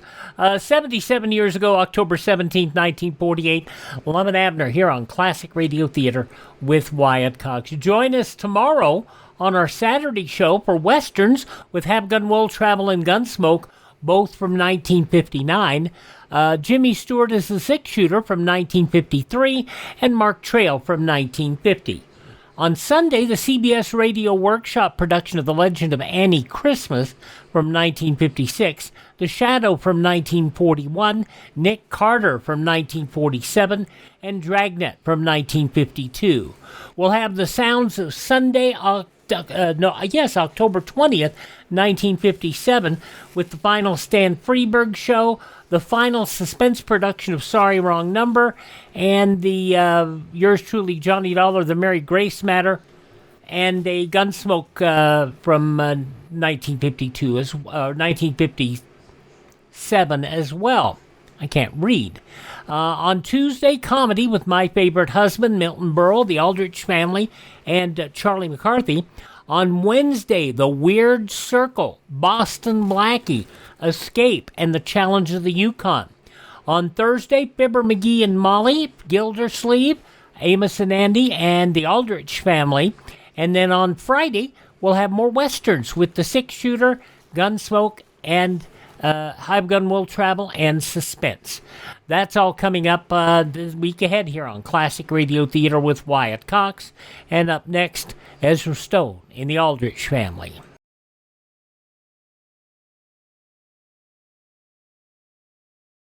A person-to-person expression of international goodwill.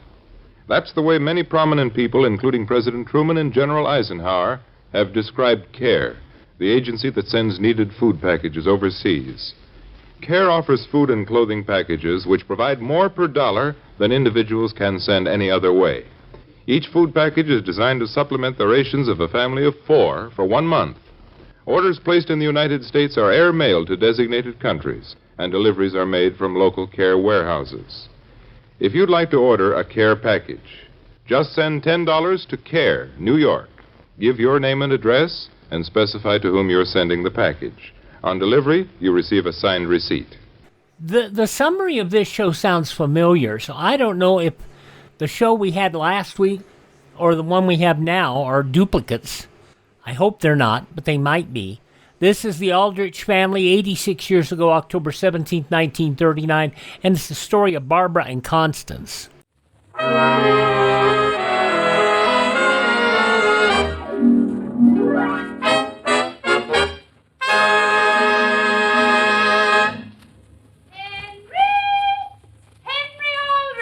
Coming, Mother.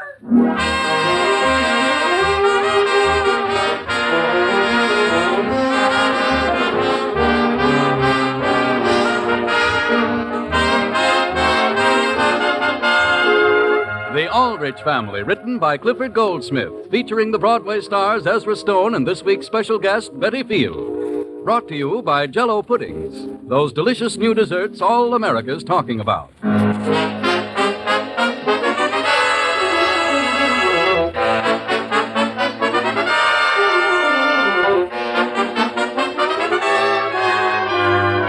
The Aldrich Family arrived on Broadway this week in the hilarious, successful Paramount picture, What a Life. It's truly a four-bell movie, and we urge you all to see it. Tonight, we are pleased to present one of the stars of the motion picture, Miss Betty Field, who will play Barbara Pearson, Henry's sweetheart. As usual, the part of Henry Aldrich is played by Ezra Stone. The scene opens in Barbara's home. It is early evening. Grandma? Grandmother? What'll you have, Barbara? Henry Aldrich hasn't come yet, has he? Just a minute, and I'll ask your father. No, he hasn't, Barbara. First time this week he hasn't been here. Father, could you come here a minute? Where are you? I'm here in the front hall. Well, what is it this time, Barbara? Now listen, Father. I don't want Grandmother to hear me. Why don't you want me to? Oh, no reason. Father. Yes? When Henry comes, would you do something for me? Well, what is it? I know it's awful, but I've got it all planned. I found out today Henry is seeing an awful lot of Constance Marshall. Who told you? Constance herself did. I see. But, Father, I've even seen them together. Charles, where's that box of candy we had around here last night? I haven't any idea. Father, when Henry does come, would you mind stepping into the room just once or twice and saying George Bigelow wants to speak to me on the telephone? Well, You will, Father, won't you? I'm just a bit surprised, Barbara. Father, it wouldn't be so terrible, would it? Don't you think I'm human? Barbara, I still think it'd be much better if you got your grandmother mixed up in this. But, Daddy, Grandmother wouldn't approve of it. You know she wouldn't. And exactly what makes you think I do? It's for Henry's own good, Father. Constance Marshall is so silly. Barbara, young ladies don't go about deliberately making young men jealous. Oh, but they do. I beg to differ with you. Well, sir, I'd give my eye teeth for a piece of that candy. Still had my eye teeth. Charles, somebody's at the front door. Please say yes, Father. Well, I'll think it over. That's practically yes. Tell Henry I'll be right down. Well, how do you do, young man? How do you do, Mr. Pearson? How are you this evening? Splendid. And, how is Mrs. Sanderson? She's splendid. No, she's not either. My digestion's terrible. Is that you in there, Mrs. Sanderson? Charles, tell Barbara Henry's here. I've been asking all evening where Henry is. Has she? No, I haven't either, Grandmother. I had to stop for a second and see somebody on the way over, Barbara. Oh. Oh, do you want to put your hat in that package down? I'll put my hat down, but I think I'll keep the package. Don't you trust us, Henry? Oh, I don't mind holding it. It only weighs 2 pounds. What's in it? Oh, just a little something. Well, Mr. Pearson, how do you find business? Very good, Henry. You know, my father was saying... Will you excuse me just a moment, Henry? That's all right. Henry, I went over to my doctor's today. Is that right? And I can't eat one blessed thing. Is that right? And I can't remember when I went to sleep last. Hello, Henry. Hello. Well, Here's a package for you. Be careful when you take it. It weighs 2 pounds. Oh, you shouldn't have done this, Henry. Well, aren't you going to open it? All right. Who did you drop in to see on your way over, Henry? Nobody in particular. It wasn't Constance Marshall, was it? Oh, all she wanted me to do was drop in and say hello. Oh. She's a nice girl. Barbara, Yes, Father? you're wanted on the telephone. Who is it? It sounded like George Bigelow. George Bigelow? Again? Oh. Will you excuse me, Henry? Sure. You mean you're going without opening it? I'll be right back. Certainly strange. I didn't hear that phone ring. Mrs. Sanderson, did Mr. Pearson say George Bigelow? He did. George Bigelow. Tell me, what do you honestly think of George? I'll tell you the truth, I don't think of him at all. Oh. What do you think of him? Oh, you can't get me to say anything against him. Very honorable of you. You know, I said to Barbara only the other day, young lady, I said, I hope you appreciate what kind of a young man Henry Aldrich really is. Is that right? Oh, my, yes. And what did she say? I forget now. Oh. Well, I certainly hope George doesn't call again. George fine? He's very fine. Glad to hear that. I certainly wish I could say as much about myself. Don't you think you'd feel better if you went up to bed, Grandmother? When you going to open that candy? I'm opening it. Candy, Grandmother? Well, just 2. Candy, Henry? Oh, I didn't even know you were there. Thank you. Very good. Even if they do have nuts. Shall we step out onto the front porch, Barbara? No, don't go out there and catch pneumonia, right? To prime your lives. Well, couldn't Barbara put on a coat, maybe? Oh, Barbara. Yes, Father? Telephone. I think it's George Bigelow again. My goodness. I guess he just thinks I don't have anything else to do. Excuse me, Henry. I must be getting deaf. Henry, do you hear any phone ring? No, ma'am. What's the matter with you? With I? There it is. Don't you do something about it? Well, what is there I can do? What's worth having? Worth having, ain't it? You mean I ought to pound the daylights out of George? Well, either out of him or out of Barbara. How? Well, anything you can lay your hands on. That reminds me. Hand me that candy. But gee, if Barbara likes George, I don't see how socking him is going to help any. It'll certainly make you feel better, won't it? Even if he's older than I am? Listen, young man. I used to be as pretty as any of them in my day, and I know all the tricks of the trade. Yeah, did you used to fight? When the occasion demanded it, yes. Hey, are these all caramels? No, ma'am. Now, let me tell you something. If you want to make her sit up and take notice, only way to do is to make her jealous. You mean when she comes into the room, I don't pay any attention to her? I just sit and talk to you. Well, is that the way they do it in the movies? You mean I should make her think I like somebody else? No, I'm telling you. Not as a grandmother, but as one soldier to another. Get busy and get busy quick. Yes, ma'am. Here. Want to eat the half of this one? It's got nuts in it. My goodness. George Bigelow. He wants to give me his class pin. Can you imagine such a thing? Well, I'm late as it is. Where are you going? No place. I just told Connie when I dropped in I'd be right back. Oh. I'm sorry I didn't tell George he could come over. No, why don't you call him back? Well, of course. Maybe I will. If his phone ain't wore out. Henry, what's that you're putting on the lapel of your coat? Nothing. Just a pin of Connie she asked me to wear. Where'd she get it? Her mother had it first. It's an old family heirloom. Let me see what it says. Vote the Democratic ticket. Yeah, the whole family comes from a long line of Democrats. Oh. I'm sorry you have to go, Henry. Well, maybe I can stay. I'm telling you, Henry Aldrich, you're making the mistake of your life. But, well... But, Grandmother, I don't think we should force him to go. Henry? Well, I guess I have to go, Barbara. Goodbye. Goodbye. I don't suppose we'll see very much of you from now on, will we? Why not? Yeah. I guess as time goes on, you won't. Well... Barbara, you're wanted on the telephone. Who is it? You better go to George. It's Constance Marshall. She's over at somebody's house and wants you to come over. Is that right? Oh. I'll answer it in just a minute. Who is this Constance Marshall? Constance Marshall is nothing but an NTS. What's an NTS? NTS is necktie straightener. Every boy she meets, she has to straighten right away. Charles, who is Constance Marshall? Constance Marshall's father is one of the most active Republicans in this state. Is that right? I think I'll be going. I know what you're going to do, Henry Aldrich. You're not going to Connie's house at all. But I am. Oh, no, you aren't. You're really going to some other girl's house. I hope whoever she is, you have an awful time there. But listen... No, I won't. I hate you, Henry Aldrich. Young man, get out of this house. But, Mrs. Sanderson... And don't you ever darken this doorway again. With chocolates filled with nuts and raisins. Get out! Yes, ma'am.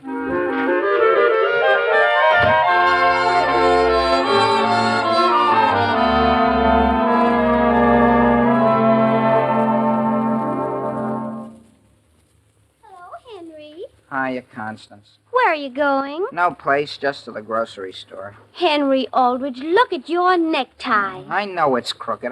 I wear my tie like that purposely. Please let Constance help you. Not so tight. Do you want to strangle me? How do you do, Henry Aldrich? Oh, how do you do, Mrs. Sanderson? How do you do, Mrs. Sanderson? How do you do, young lady? Where are you going? I'm going to the doctor's. Would you like to have me walk along part way with you? Oh, do you have to go now, Henry? Gee, I'm late as it is.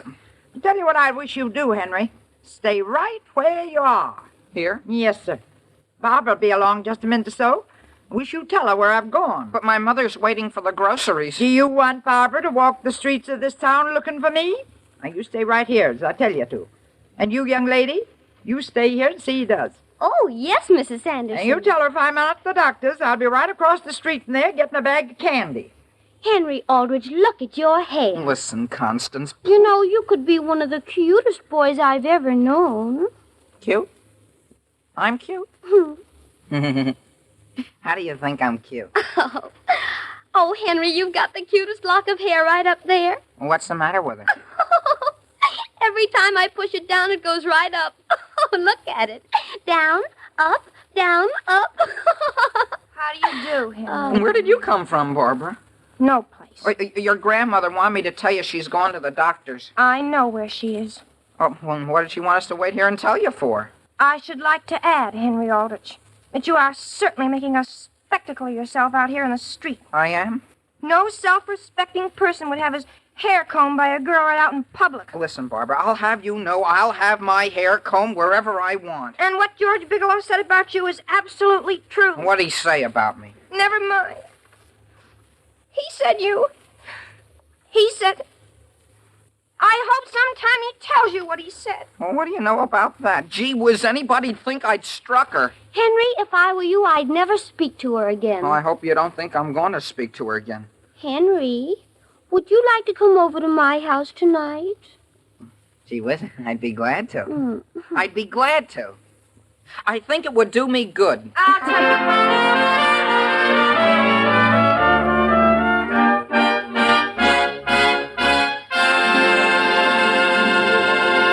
Now, before Henry Aldrich comes back, I want to say that if you happen to have an active, growing boy in your family, I know one thing. I know that you're kept plenty busy feeding that boy, because youngsters that age are always hungry, always on the lookout for something good to eat. Well, now, here's a dessert that every boy, and girl too, will say is a real smoothie. The new Jell-O butterscotch pudding. It has a swell, tempting color like gold-colored taffy. It's smooth and luscious, and it just can't be beat for real flavor. As rich and delicious as old-fashioned butterscotch candy. Jell-O butterscotch puddings bring you real, downright homemade goodness. And best of all, it's quick and easy to make. It takes you only a few minutes. There's no fuss or trouble. You just can't go wrong. Then try Jell-O chocolate pudding, with that wonderful real chocolate goodness, smooth and satisfying. And Jell-O vanilla pudding, cream-colored and tempting, with nuts or fruits folded in to make it even more delicious. All three new Jell-O puddings have that homemade richness you love. So try them all. Ask your grocer tomorrow for Jell-O butterscotch, chocolate, and vanilla pudding.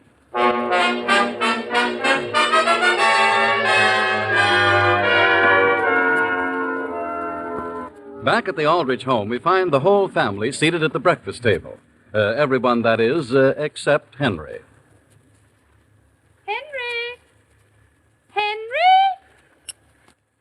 Henry! Mary, do you know whether Henry's up yet? He said he was getting up the first time you called. Father! What is it? Father, will you please tell Mary that if she sees Connie Marshall go by to flag her? Aren't you all dressed yet, Henry? Practically, Mother. My goodness, all Henry can think about is Constance Marshall. How is it he never sees Barbara Pearson anymore? Her grandmother won't let him near the house. What's the trouble? I don't know, except she said something about his going too far over something. And did I tell you about the picture I found under Henry's pillow? Of whom? Barbara's grandmother? Of Connie Marshall. And down in the corner it said, Constance to others, but constantly to Henry. Doesn't that make you positively ill, Mother? Please pass the salt. This whole business is something I shall never understand. Oh, forget it. By next week, he'll be over the whole thing. Mother! Yes, Henry? Have you any idea where my trousers might be? I thought you were all dressed. I am, Father. All but my trousers. They seem to be missing. Where did you wear them last? I think it was when I went to the movies. Don't tell me you left your trousers at the movies. Wear your brown trousers, dear. My brown trousers, but Mother Connie doesn't like those. She even tells him what clothes to wear. The next thing you know, they'll be announcing their engagement. It may be of interest for you to know that this is not one bit funny. But, Mother, I think it would be all right with Constance. How do you know? I heard her tell Henry only the other day that she believes in long engagements. Well, this would have to be a good long one because Henry still has a year and a half of high school and 6 years of college before he even begins to practice law. She may even talk him out of becoming a lawyer. Mary, you certainly are cheerful this morning. Mother, look out through the window. Look at what I see. Constance Marshall. Constance Marshall? She even comes here for breakfast now. Well, they selected a very excellent name for that child. Hello, Mary. Hello. I wondered whether you'd like to have me walk to school with you. Come on in, Constance. I guess you know my father, don't you? How do you do? How do you do? My goodness, Mr. Aldrich, you look like Henry. I? Only, of course, an awful lot older. Yes. Shall we start now, Constance? Has Henry left yet? Not yet. Where is he? We have no idea where he is. You mean, Mr. Aldrich, Henry has left home? Apparently he has. Constance, Henry's upstairs. We only think he's upstairs. No one in the family has seen him. We have simply heard sounds that might have come from Henry. Henry! Henry? You see? What did I tell you? Is somebody calling me? There's somebody down here to see you. Who is it, Mother? Oh, somebody. You mean to see me?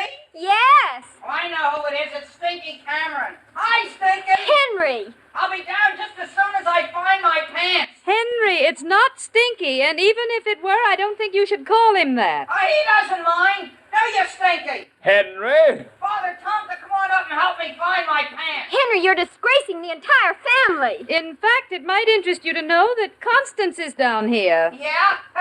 So's General Grant. Hello, Henry. Well, gee whiz, where did you come from, Connie? Home. Well, why didn't anybody tell me? I'll be right down. Henry, have you got your trousers on? Oh, no, I'm glad you spoke about that. Excuse me. You'd better be starting, Constance. Oh, we've got loads of time, Mary. Not unless you want to be as late as Henry is.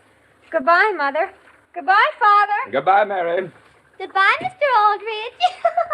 Goodbye. Charming young woman. Oh, my goodness, Sam, I hope he'll get over it. You must remember, however, that someday somebody is going to marry that young woman. But it certainly isn't going to be Henry. It would be just our luck to have it be Henry. Wait for me, Mary. Wait for me. They've left Henry. They left without me? Well, of course. Well, goodbye, everybody. Come back here and eat your breakfast. But, Mother, do you want me to run right on top of a hearty meal? I want you to come back to this table. Where did you find your trousers? That's the strangest part of it. I found them on a chair in my room. On a chair. Yeah. Henry, where did you meet this Constance? I was assigned next to her. Henry, don't you think you should swallow your food before you talk? Yes, Mother. I'll answer you in just a minute, Father. There. I was assigned next to her. In what way? My seat. My seat in assembly. Oh, I see. Why were you asking? I was just wondering, what does her father do? He's an exterminator. He's a what? Just a minute. He's an exterminator. An exterminator? No matter what you have, even if it's rats, you call him and he'll get rid of them. Henry. That's right, Mother. He'll get rid of any kind of pest there is. He has never shown any disfavor toward his daughter? Don't you like Constance? Henry, in the past, your father and I have always permitted you to know anyone you wanted to. But somehow we don't care for this Connie. Why not, Mother? Well, putting it bluntly, you're much too nice for her. Oh, Mother, don't be absurd. Well, until she came along, I didn't care how I looked. Now look at me. Remember that bunch of hair that always used to stand up? Now I keep it combed down. And to tell you the truth, I miss that lock of hair. I miss it very much. You don't think I look improved? Oh, Henry, dear, when are you coming to your senses? In what way, Mother? Well, for 1 week now, you haven't touched your homework. You can't eat your meals. Well, I don't need food. Whatever became of Barbara Pearson? Barbara Pearson. Of course. Well, she was all right when I was young, Mother. You, grew old 7 days ago? I've certainly changed since then. In what way, aside from putting Vaseline on your hair? In a lot of ways, Father. Well, just remember, son, we wouldn't have you lose your head for anything. Is that clear? Yes, Father. Now run on to school. Yes, sir. Only Only you've got the wrong idea about Constance. I'm quite sure one of us has. Goodbye. Goodbye. So long.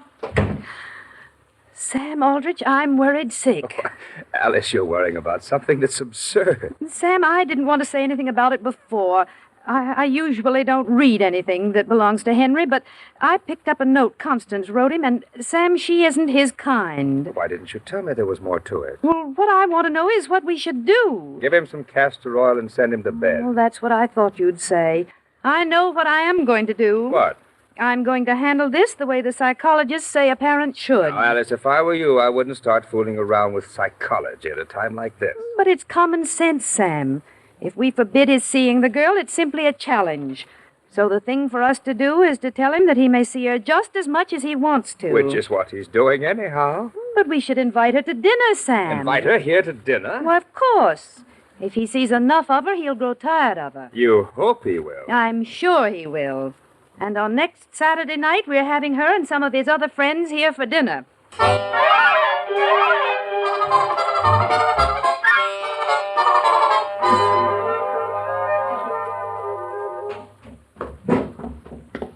Hiya, Connie.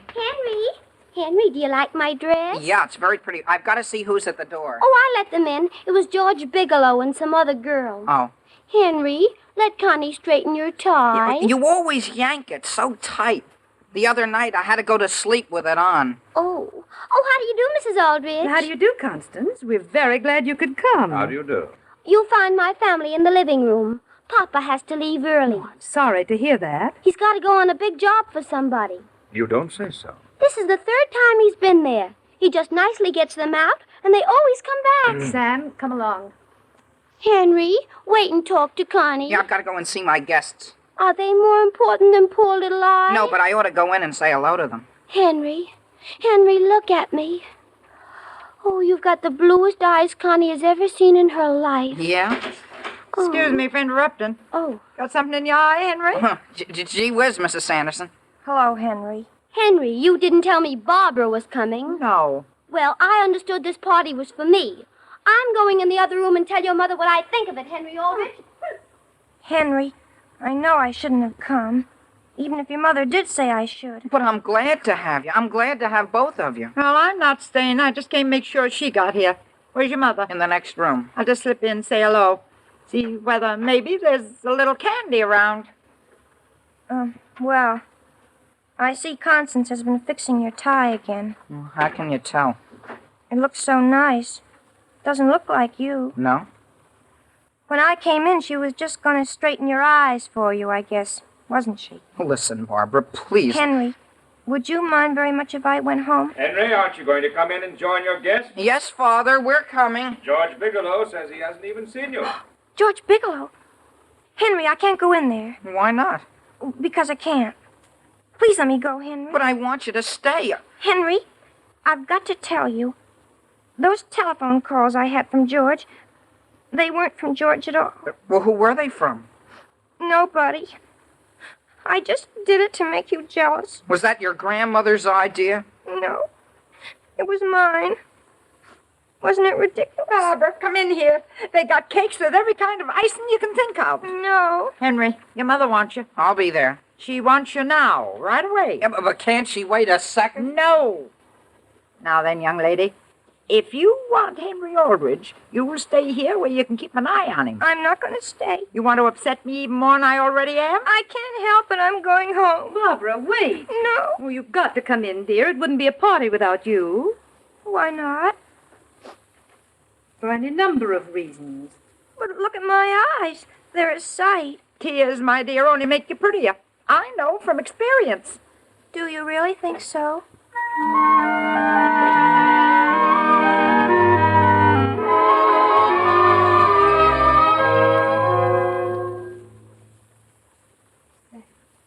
Sam.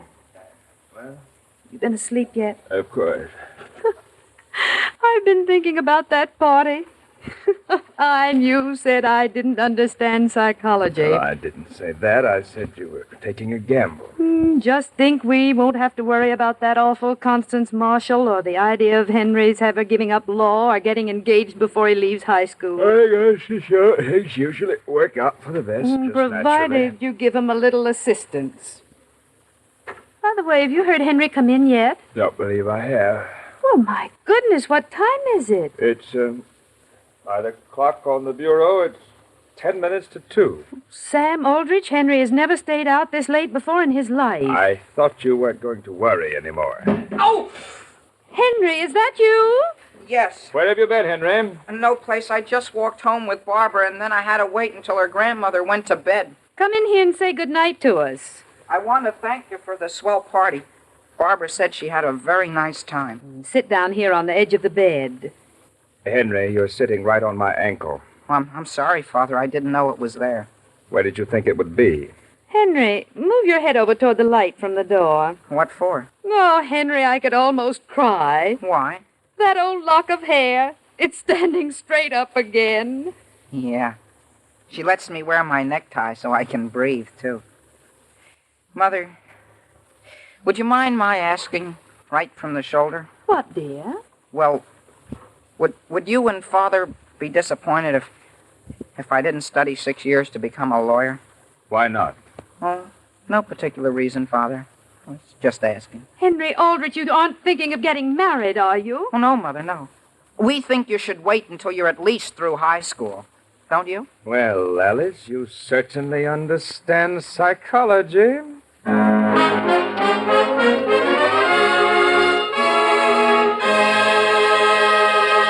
Ladies and gentlemen, once there was a husband who was very fussy about his desserts. He liked puddings, but only the kind of puddings that his wife made for him. Well, of course, it's a lot of work to make good puddings, so this man's wife decided to play a little trick on him. What happened? Well, the wife who wrote us about this is right here in person, Mrs. Florence C., who lives at 25 Hillside Avenue, Washington Heights, New York City. Here's your letter, Mrs. C. Would you read us the rest of what you wrote, please? Certainly, Mr. Von Zell. I decided to try Jell-O chocolate pudding. It only took me a few minutes to whisk it up, and when supper time came, there it was, a big bowl full of rich, creamy, smooth chocolate pudding. Well, my husband came right back for the second helping. Said it was the most delicious pudding I had ever made. So then I told him about it. Told him that I had used the new Jell-O chocolate pudding. He had to admit it surely was a success. Every bit as delicious as the old-fashioned kind. Well, thank you very much, Mrs. C. And ladies, that is the way to make a hit with your husband, too. For the new Jell-O puddings have that real old-fashioned goodness. Creamy, smooth, full-flavored, and tempting. But they're far quicker and easier to make. There are 3 delicious Jell-O puddings to choose from. Rich chocolate, mellow butterscotch, and creamy, delicate vanilla. Yes, you like all 3 new Jell-O puddings. Real old-fashioned puddings made a new-fashioned way. So try them tomorrow.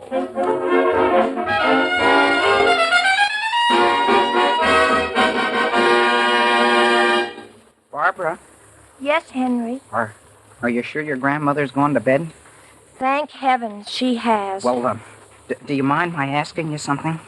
What is it, Henry? Well, would you like to go to a football game with me Saturday? Of course I would, Henry. If you go, Henry, I give you the money to get a seat for me. Well, Grandma's in again. But be sure to tune in again next week for further adventures of Henry Aldrich.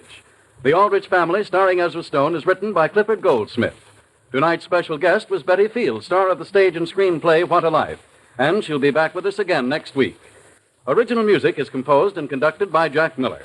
Harry Von Zell speaking and wishing you good night for those delicious new desserts all America's talking about. Jell-O pudding. This is the National Broadcasting Company. Well, I guess it is mostly a duplicate from 86 years ago, October 17, 1939, The Aldrich Family. It's the problem we run into many times is these shows end up being duplicated. And when we go back and check and make sure that the content, we don't always check the content, but I always try to check to make sure that the audio's good. And sometimes that doesn't even work, but we'll keep going here. George and Gracie come up next.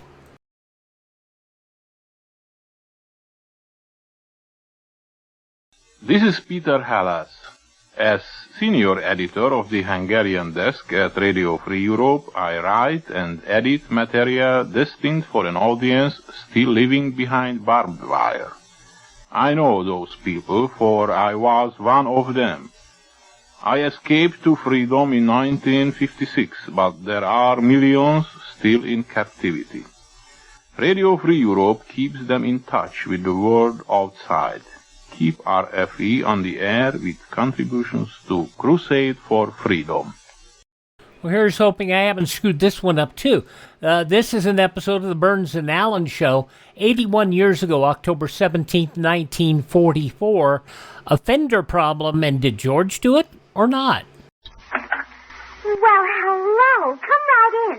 Oh, George, we've got company, and they're all in uniform.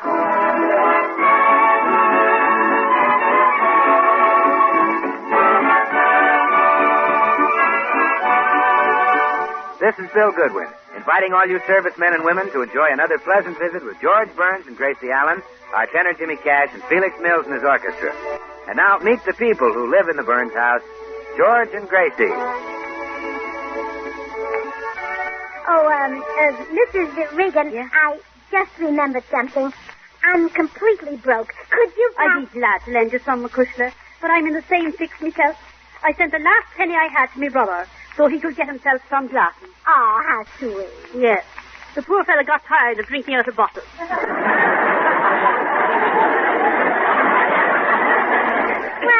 if we don't get some money, neither one of us will get the hat.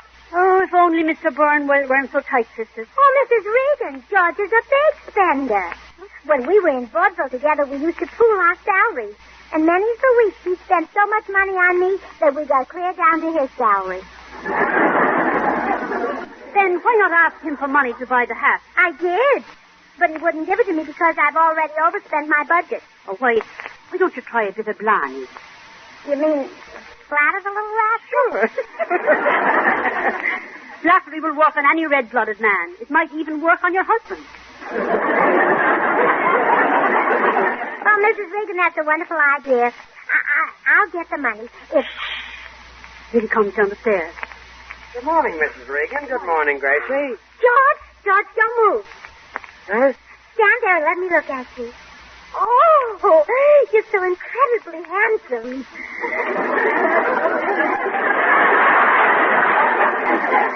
I am? Oh, if only I were a sculptor. Let the others make statues of Apollo and Mercury and Hercules. You're the man I want to chisel.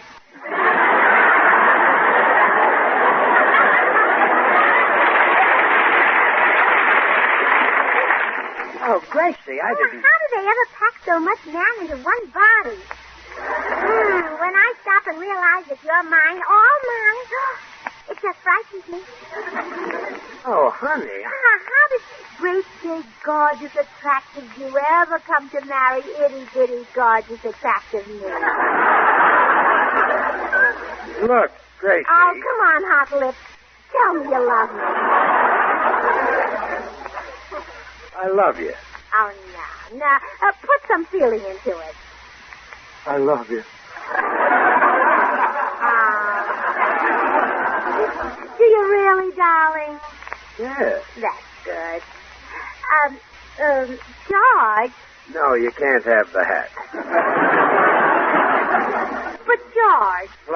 Flattery will get you no place. Flattery, I was telling the truth. Wasn't I, Mrs. Regan? That she was, Mr. Burns. You're a man with the shimmering beauty of Killarney in your face, and the twinkle of the stars over the Emerald Isle in your eyes. And your voice, your voice is like the sound of the wind blowing through the shamrocks. And, no, I can't do it, Gracie, I can't do it. It would finish me in Ireland. I thought so. So it was flattery, and Mrs. Regan was in on it. But, George... Look, honey, you don't have to flatter me to get things. I don't? Of course not. When you want something, just come right out and ask me. That's the way to get it. All right. George, can I have a new hat? No. I like the other way better. I felt I was getting someplace. No hat. Huh? No hat, no.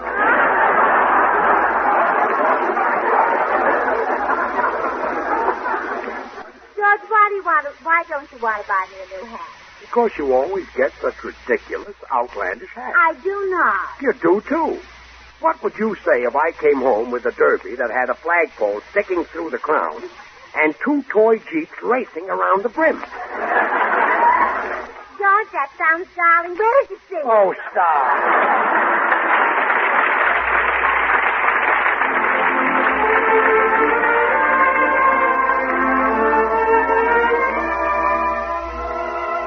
Jimmy Cash, our young tenor, sings for you the romantic ballad, The Day After Forever.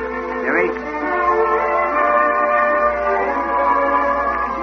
All day tomorrow, I'll be whispering your name, and the day after forever, I know I'll do the same. Time or winter, I won't let you out of sight, and the day after forever, we'll talk about tonight. Your laughter is a melody that I'll remember long. It plays upon my heartstrings. It's my favorite song. All through a lifetime, I'll be loving you, and then on the day after forever, I'll just begin.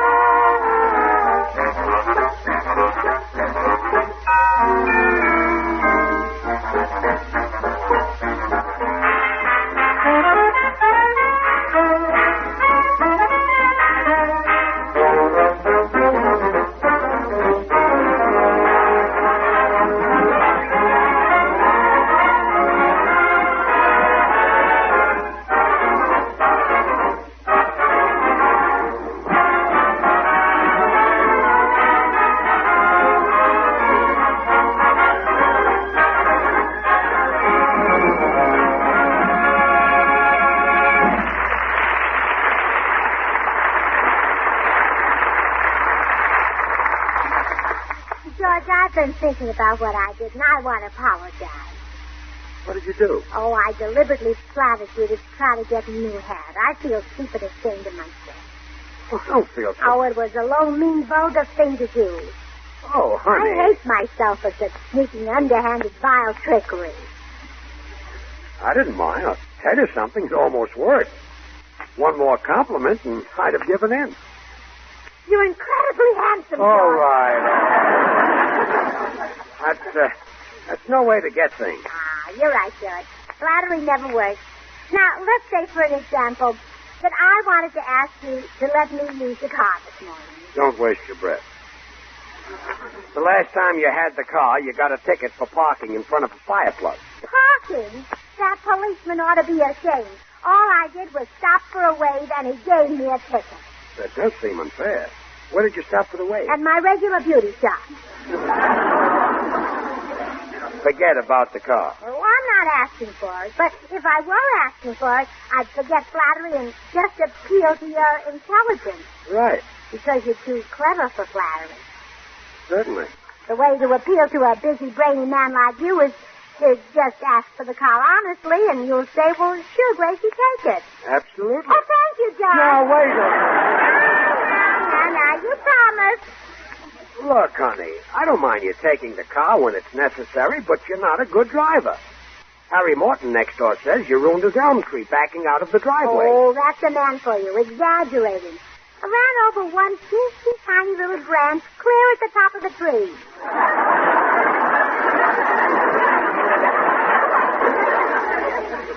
How could you run over a branch at the top of the tree? The tree was lying across our driveway. Well, didn't you see it? Well, how could I? It wasn't lying there until I hit it. Look, honey, I'm going to let you use the car this morning because I denied you the new hat. But try and... By the way, what do you want the car for?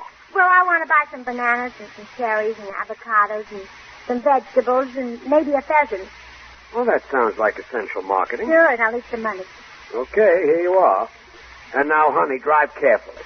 Keep your hands on the wheel, your foot on the brake, your mouth closed, your ears open, and your eyes on the road. Is it all right if my nose just hangs there and rests?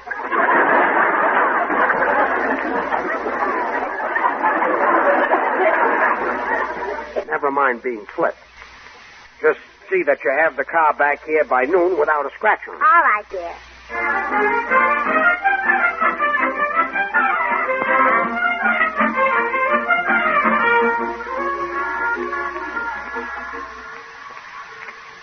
Well, I guess that's finished our shopping, Mrs. Regan. I parked the car right over here. Oh, tell me, Gracie, darling, how did you ever manage to get the car and money, too? Oh, I told George I wanted to buy bananas and cherries and avocados and vegetables and a pheasant. But you didn't buy those things. I bought everything but the pheasant. Couldn't find a hat with a pheasant on it. Sure, and I'd hate to be married to you, Kushler. I don't think it'd be much fun for me either, Mrs. Regan. Oh, well, here's our car. Oh, will George be surprised to see us home without a scratch on the car?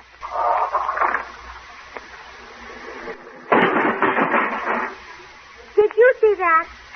That parked car ran right into it. Gracie, darling, you backed into it, and you bent your back fender so it looks like a pretzel. Hello, Mrs. Burns. Are you having trouble? Oh, hello, Mr. Postman. You girls seem to be on a bender. I made a little joke. Well, I guess you're not in the mood for levity. Well, I'm afraid not, Mr. Postman. Do you think there's much damage done? Well, your rear bumper is out of shape, if you'll pardon the expression. Did I hurt the other car? A little, but don't worry about it. I know the old biddy who owns it. She's a sourpuss. Oh, but I should pay for any damage. Oh, no, don't pay a penny to the old battle axe. Let her ask her husband for the money. Well, all right. Who does the car belong to? My wife. My Mrs. Burns.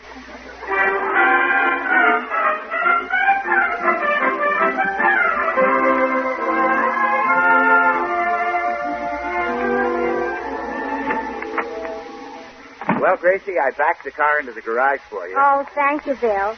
Anything to keep George from seeing that back fender. Yeah, you really folded it up all right. Well, this has taught me a lesson, Bill. I hereby solemnly swear that I will never lie or deceive my husband again as long as I live. Unless I'm positive it'll work. Hey, here comes George up the walk now. Uh-oh. And he's here for the car. Well, calm down, Gracie. Maybe I can square this whole thing for you. I have a little idea. Say, Gracie, who backed the car into the garage? Why, I did, didn't I, Bill? Sure. Really? I didn't know you were that good. Oh, yes. I back into lots of things that you don't know about. Well, I'm glad you're improving. I'm going to drive down to the office now. Goodbye, dear. Oh, goodbye. Oh, Bill, what if he sees the Fender? Leave everything to me, Gracie. Wait a minute, George. Say, George, you mind dropping me at Hollywood and Vine? I got to pick up a cute little girl there at 3 o'clock. Bill, I don't go to Hollywood and Vine. I go to Wilshire and La Brea. Oh. Well, okay, I'll pick one up there at 3 o'clock.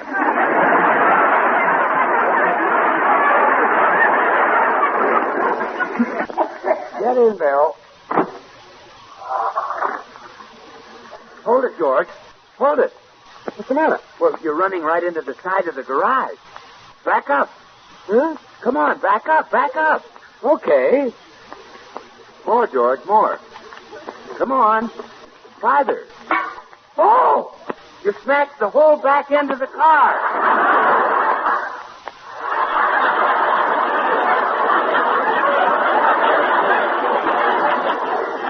What? I barely touched Oh, the... come on. Let's get out and look at the damage.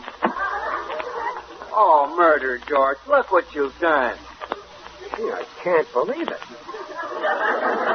Fender is folded up like an accordion. Gracie will never let me live this down. You're not kidding. Bill, is there maybe some way that you could make Gracie believe that she did this? What? You want me to stoop to deceit and trickery? Well, You want me to make someone who didn't do this believe they did? Well, I'm surprised at you, George. Oh, forget it. Shame on you. I won't do it. All right. You dirty person. All right, I am. am. Ask me to do it.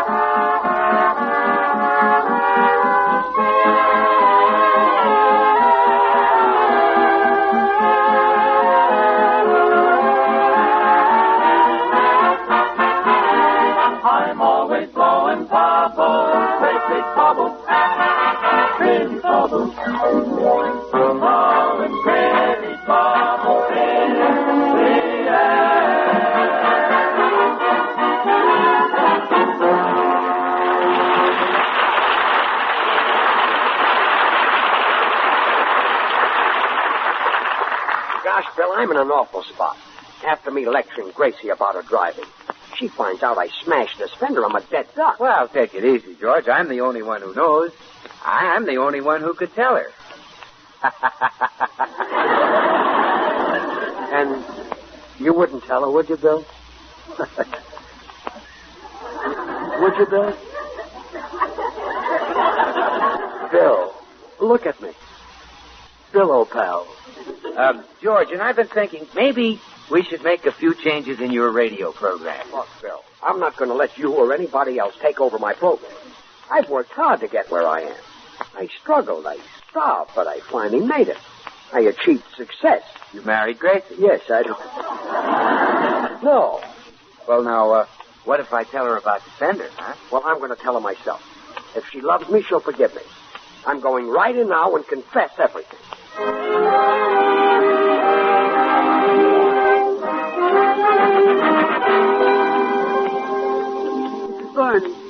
Mrs. Burns, I've been watching the garage through the kitchen window. Your husband didn't leave. He's heading for the house right now. Uh-oh, maybe he saw the fender I smashed. Oh, I'm in for it if he did. Now remember, Mrs. Burns, you're a lady and you're Irish. So don't degrade yourself by arguing. Just bash him with a bottle. Call me if you need me. The best thing for me to do is just confess everything. If he loves me, he'll forgive me. Gracie, I'd like to... George, before you say anything, don't you think that when married people do something that other married people don't like, married people should forgive married people, especially if they're married? We are married, aren't we, George? Yes, but I'm glad you feel that way, Gracie, because I've got a little confession to make. Well, so have I, but you go first. Oh, no. Ladies first. Oh, no, that doesn't count. You go first in this house because you're the boss. I am? Well, you are when it fits in with what I'm saying.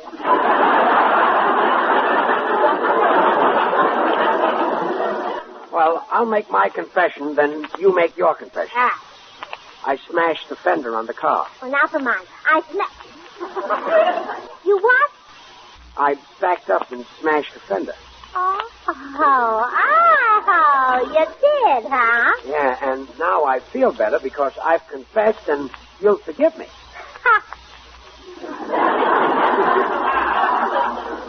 Huh? I don't like the sound of that. I do. Forgive you indeed. Imagine refusing to let me drive the car and then going out on a wild joyride. But I only... Tearing through traffic at 80 miles an hour. But all knocking down widows and orphans. Okay. You've got me over a barrel. I've got you over a hat box. Hat box? That's right. Remember the hat you said I couldn't get? Yeah. Well, I'm keeping it. Oh, so you already had it. Now see here. Dashing through red lights, bumping into Greyhound buses. Okay, keep the hat. Sure, and I'll get a dress to match it. Okay. And gloves to match the dress. Aren't you carrying this a little? Waving at blondes. Throwing empty bottles in the street. Get the gloves. Sure. And a bag to match them. Smashing the car so badly that even months wouldn't buy it.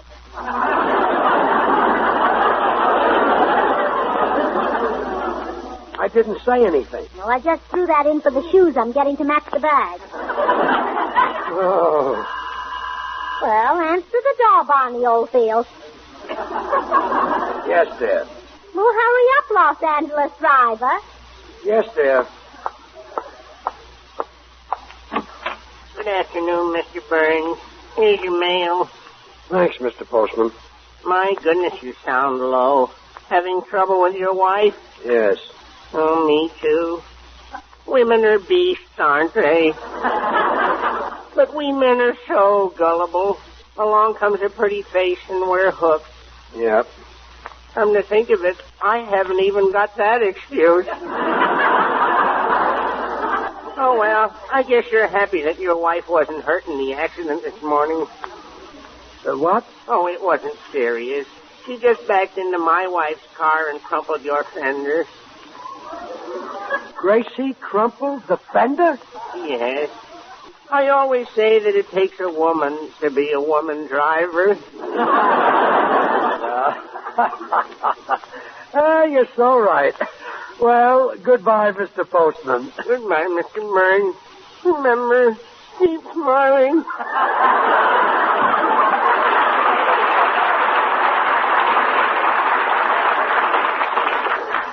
Well, who was it, Speedy? The postman. Oh. Well, as I was saying, I think I'll get a fur coat, too. Maybe red fox. Did you say the postman? That's right. Oh, he just delivered the mail, huh?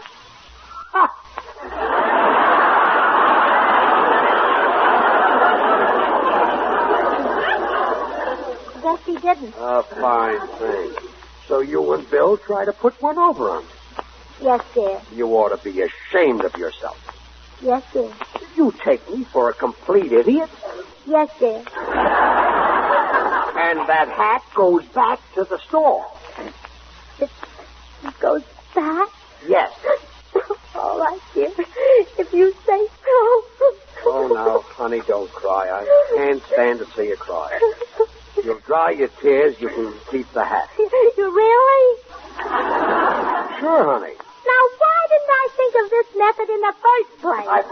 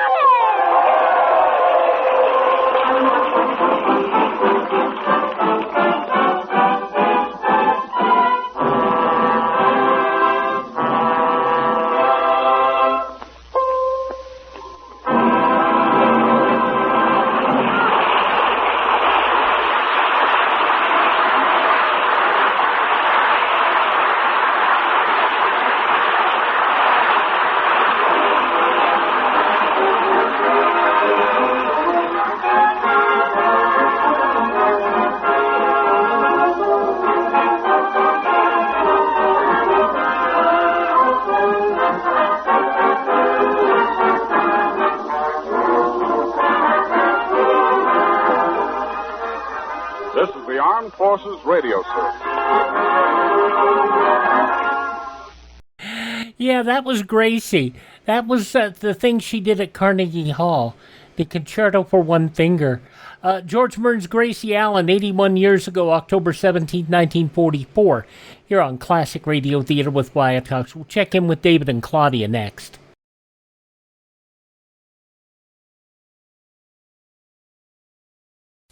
Did you know that for only $10 you can supplement the food rations of a family of 4 for a whole month? Just send that $10 to CARE, spelled C-A-R-E, New York. CARE guarantees delivery of its packages to 11 different countries in Europe, as well as to India, Israel, and Japan. Don't forget to include your name and address and the name and address of the family you want to receive the CARE package, because CARE is a person-to-person, international goodwill service. And we check in with David and Claudia in an episode of Claudia, and this goes back 78 years to October 17th, 1947. So what's for dinner? Your Coca-Cola bottler presents Claudia.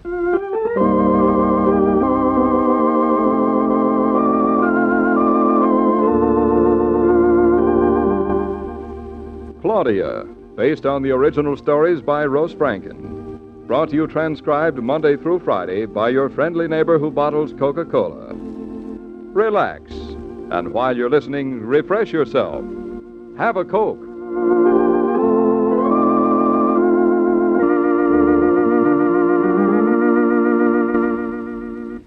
And now, Claudia.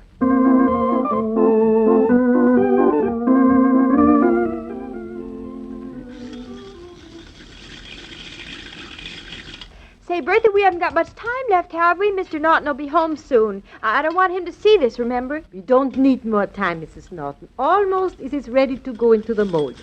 Just one more beating. Hey, can I have a little taste before you pour? But surely, go ahead, taste. It's not sanitary to taste, but here goes. Don't worry. Nobody will know that your finger had been in it.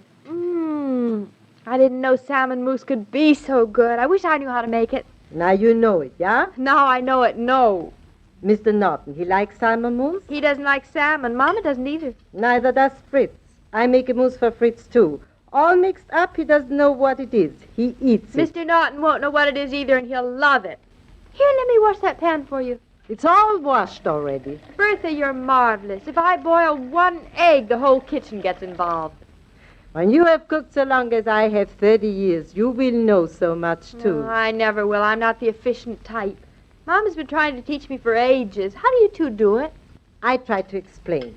When a new wife learns to cook, she uses everything she has. Whoosh! The whole kitchen, it gets upside down. You know, Mrs. Norton, sometimes I think a girl, she shouldn't be married until she's 50 years old. Oh, dear, I couldn't wait that long to marry David. But you will learn one day. One day you wake up and you are neat like a pin. I'll tell Mr. Norton that. He'll be delighted. What day will I wake up neat? Soon. You want I should pour the mousse into the mold? No. Hey, let me do it, Bertha. Oh, where'd I put that mold now? Is this it? No, I wanted to use the one that was shaped like a fish. I saw it someplace. Where was it? In the closet you put it. Oh, I couldn't have. What would I put it in the closet for? Is Mrs. Norton? Yes, where was it? In the closet. See what I mean about myself? Now, Mrs. Norton, pour it in slow.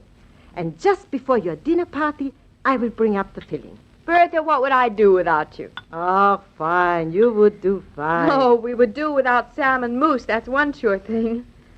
Mrs. Norton, for me, believe me, it is a real happiness to help you. You are as if I had found my own child again. You had 6, didn't you, Bertha? I had 6, yeah. I lost 3. How awful. So is the way it goes in life. I don't think I could bear it, to have a child and lose it. You cannot always fight with life. Ah, but for you, everything will be beautiful. You want children, don't you? Oh, a house full, right away, too. That is good. I like to hear that. David says they'll all be boys and look like him. Bertha, I'm putting the mousse in the back of the icebox with a plate over it, so Mr. Norton won't see it. This party will be a very important occasion, Bertha. Yes? Yes, first time Mama comes over for dinner. Surely that is important. It's the way I always want it. She's a very important person, only she doesn't know it. Yeah, that is why she is important.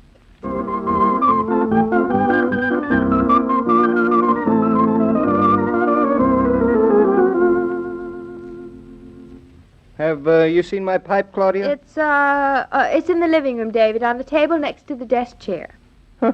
That's funny. What's funny? That it's on the table next to the desk chair. Isn't that where you want it? What's that got to do with it? What'd you say, David? It's never been where I want it before. It's always been someplace else. That's because that's the way it's been. It doesn't mean that's the way it's always going to have to be, does it? Say, what's got into you tonight? What do you mean? You're making sense. I always make sense, David. But not very sensible sense always. Well, do you want it? Want what? Your pipe, of course. Well, not just yet. I'll finish changing first. Then why did you ask for it? Just like to know where it is. You and your pipe. You'd think it was worth $1 million. It is to me. It's taken me months to develop its personality. Are you hungry? You bet I am. Good. Got something special? Everything I make is special. In its own way, I suppose. Don't you have to go in and whip something up or something? Nope, it's all ready. Everything's ready and all at the same time, too. Well, you sound professional. While you're at the dresser, throw me my brush, would you, dear? Catch. Oh, you missed. I'm standing here, not there. I threw it right to you, your butterfinger. Here, you catch. Now who's Butterfinger? You didn't throw it anywhere near me. Tit for tat. Now hand me my brush like a good girl, huh? What'll you give me for it? Well, if you don't hand it over, I'll give you something. Now, don't you worry. You can't scare me. Here, give it here. Oh, take it. I don't want your silly old brush anyway. Now, stand still. I'll give you something. What? Close your eyes. They're closed. The left one, too. You see everything. There. That was nice, darling. Just for a brush, too. Just for you. Now, go and sit on the bed so I can comb my hair. Isn't it wonderful when things are done systematically? There's so much more time. Time for what? For us, of course. David, why don't you try parting your hair on the right side for a change? Because men part their hair on the left side. You get bald parting your hair always on the same side. I'm not the type that gets bald. Now, let's eat. Let's. Everything's waiting. It certainly is different to have it waiting for me than to have me wait for it. You like it better? Well, so far, okay. You even remembered to light the stove before putting in the meat. Now, just because I did that once doesn't mean I'll always do it. That's nice to know. You know, the man who designed this apartment was no architect. This hall is awfully long for the rest of it. I think he figured that people who sleep don't have to eat, or vice versa. He didn't know us. Not bad, is it, David, having dinner like this? Just the two of us? And everything waiting as if we had a butler. Not bad at all.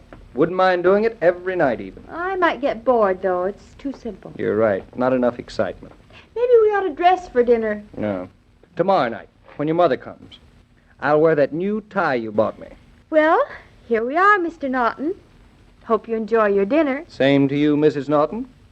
Can I help you bring in the things from the kitchen? You just sit down like a man. I'll bring it in. Claudia.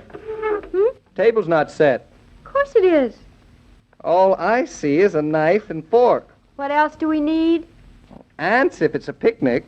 If it's not a picnic, salt, pepper, glasses, napkins. I'm bringing everything in with a plate. Saves time. What are you going to do with all that time you're saving? Spend it with you. What do you think? Oh, that's different. That's different. Oh, I forgot the butter plates and the butter knives. Do we need them? Well, they're not imperative. I guess not. I guess not, too. They're just a nuisance. You have to wash them after. You're right. No butter plates. We'll use the dinner plate. See, I put the butter on the corner of it in the kitchen and the roll. Just like that, I saved 2 plates. The butter has an unfortunate habit of sliding into the gravy and to the potatoes. Oh, not if you put it right on the roll, David. All right with me. I'll be right back. All of this efficiency makes me feel as if we should get acquainted all over again, Claudia. I can't hear you. I say all of this makes me feel as we should get acquainted all over again. Wait and tell me when I come in, David. Here I come. Now that tray's loaded. Here, give it to me. I've got everything on it, so I only have to make one trip. It's much better than running in and out all the time. Oh, much. What were you saying before? Just that you develop a new talent every day. Is that bad? Not so far. Here's your plate. Hey, what happened to that salmon you bought yesterday? said you didn't like it. I'll never give you anything you don't like. That's the spirit. Those chops look good. They're done, too. I put them in when you started showering. They take exactly 16 minutes, and so do you. You're lucky I'm not erratic. Potatoes are cooked through, too. What about the beans? Fit to eat, which is pretty good for beans. You really improved it. It's my new system, David, or rather, Bertha's. Hope you like the salad, too. I'll let you know in a minute. Now, let's see. Where are the salad plates? There aren't any. We don't are you need butter laughing about? plates. Why do we need salad plates? I don't know anything funny at all about a salad plate.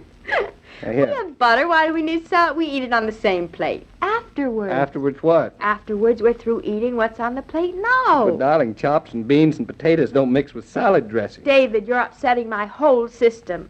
Oh, all right. I'll get the salad plates. Fussy. No, don't bother. Really, David, isn't this better than jumping up and down all the time, getting things? I guess so. Hey, don't you want any salad? Oh, not just yet. You make the dressing? Yup, with lots of garlic. Fine. Whoops. What's the matter? Some of it missed my plate, but it didn't miss my trousers. David, they're just home from the cleaners. It's not their fault. Not enough room on the plate. David, can I borrow a little butter from you? I put all of mine on the roll right away. Mine melted into the gravy, but that's my fault. I wasn't quick enough. I'll get some. No, you mustn't. I mustn't. I'd rather have it this way so we can be together and eat and not be disturbed. Oh, Well, so far it's worked out, don't you think? like a charm. I'll manage it even better tomorrow. And now, you know what? Right after dinner, I'm going to set the table for breakfast. Then I won't have to do it in the morning. I suppose we'll have to sleep standing up so as not to rumple the beds. Now, that's exaggerating. Is it? Now, how about some salad? Wonderful.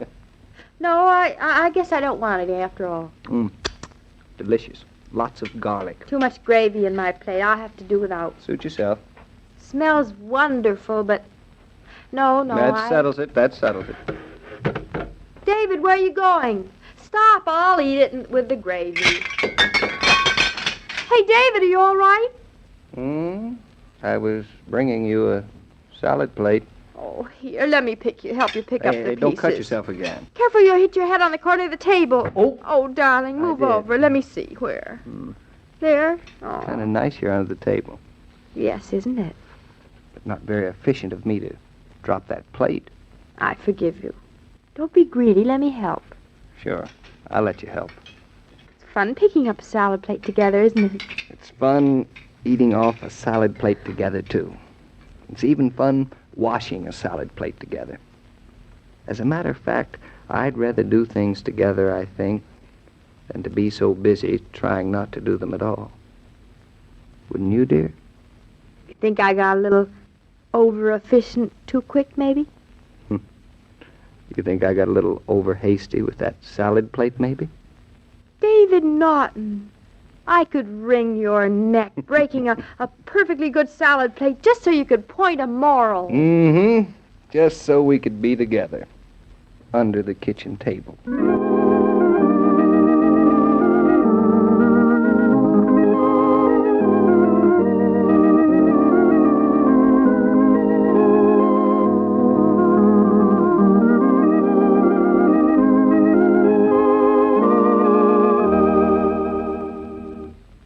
All story material used on this broadcast of Claudia was under the supervision of Rose Franken and William Brown Maloney.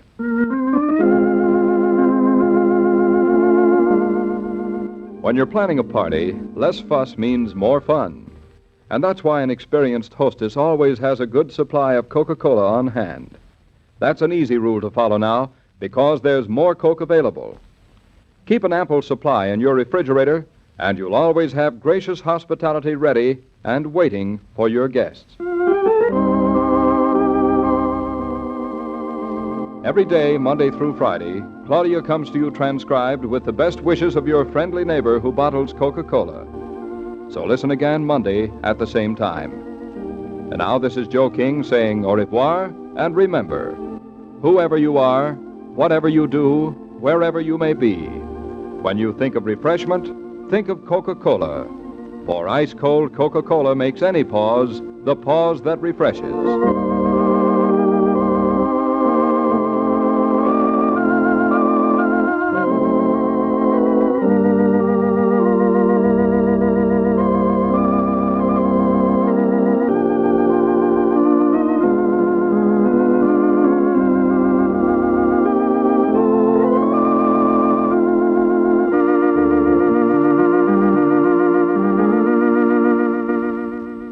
78 years ago, October 17, 1947, Claudia, here on Classic Radio Theater with Wyatt Cox. Be with us on our Saturday program for Westerns and an episode of Mark Trail. Have Gun Will Travel, Gunsmoke, and the Six-Shooter, Mark Trail, and The Couple Next Door.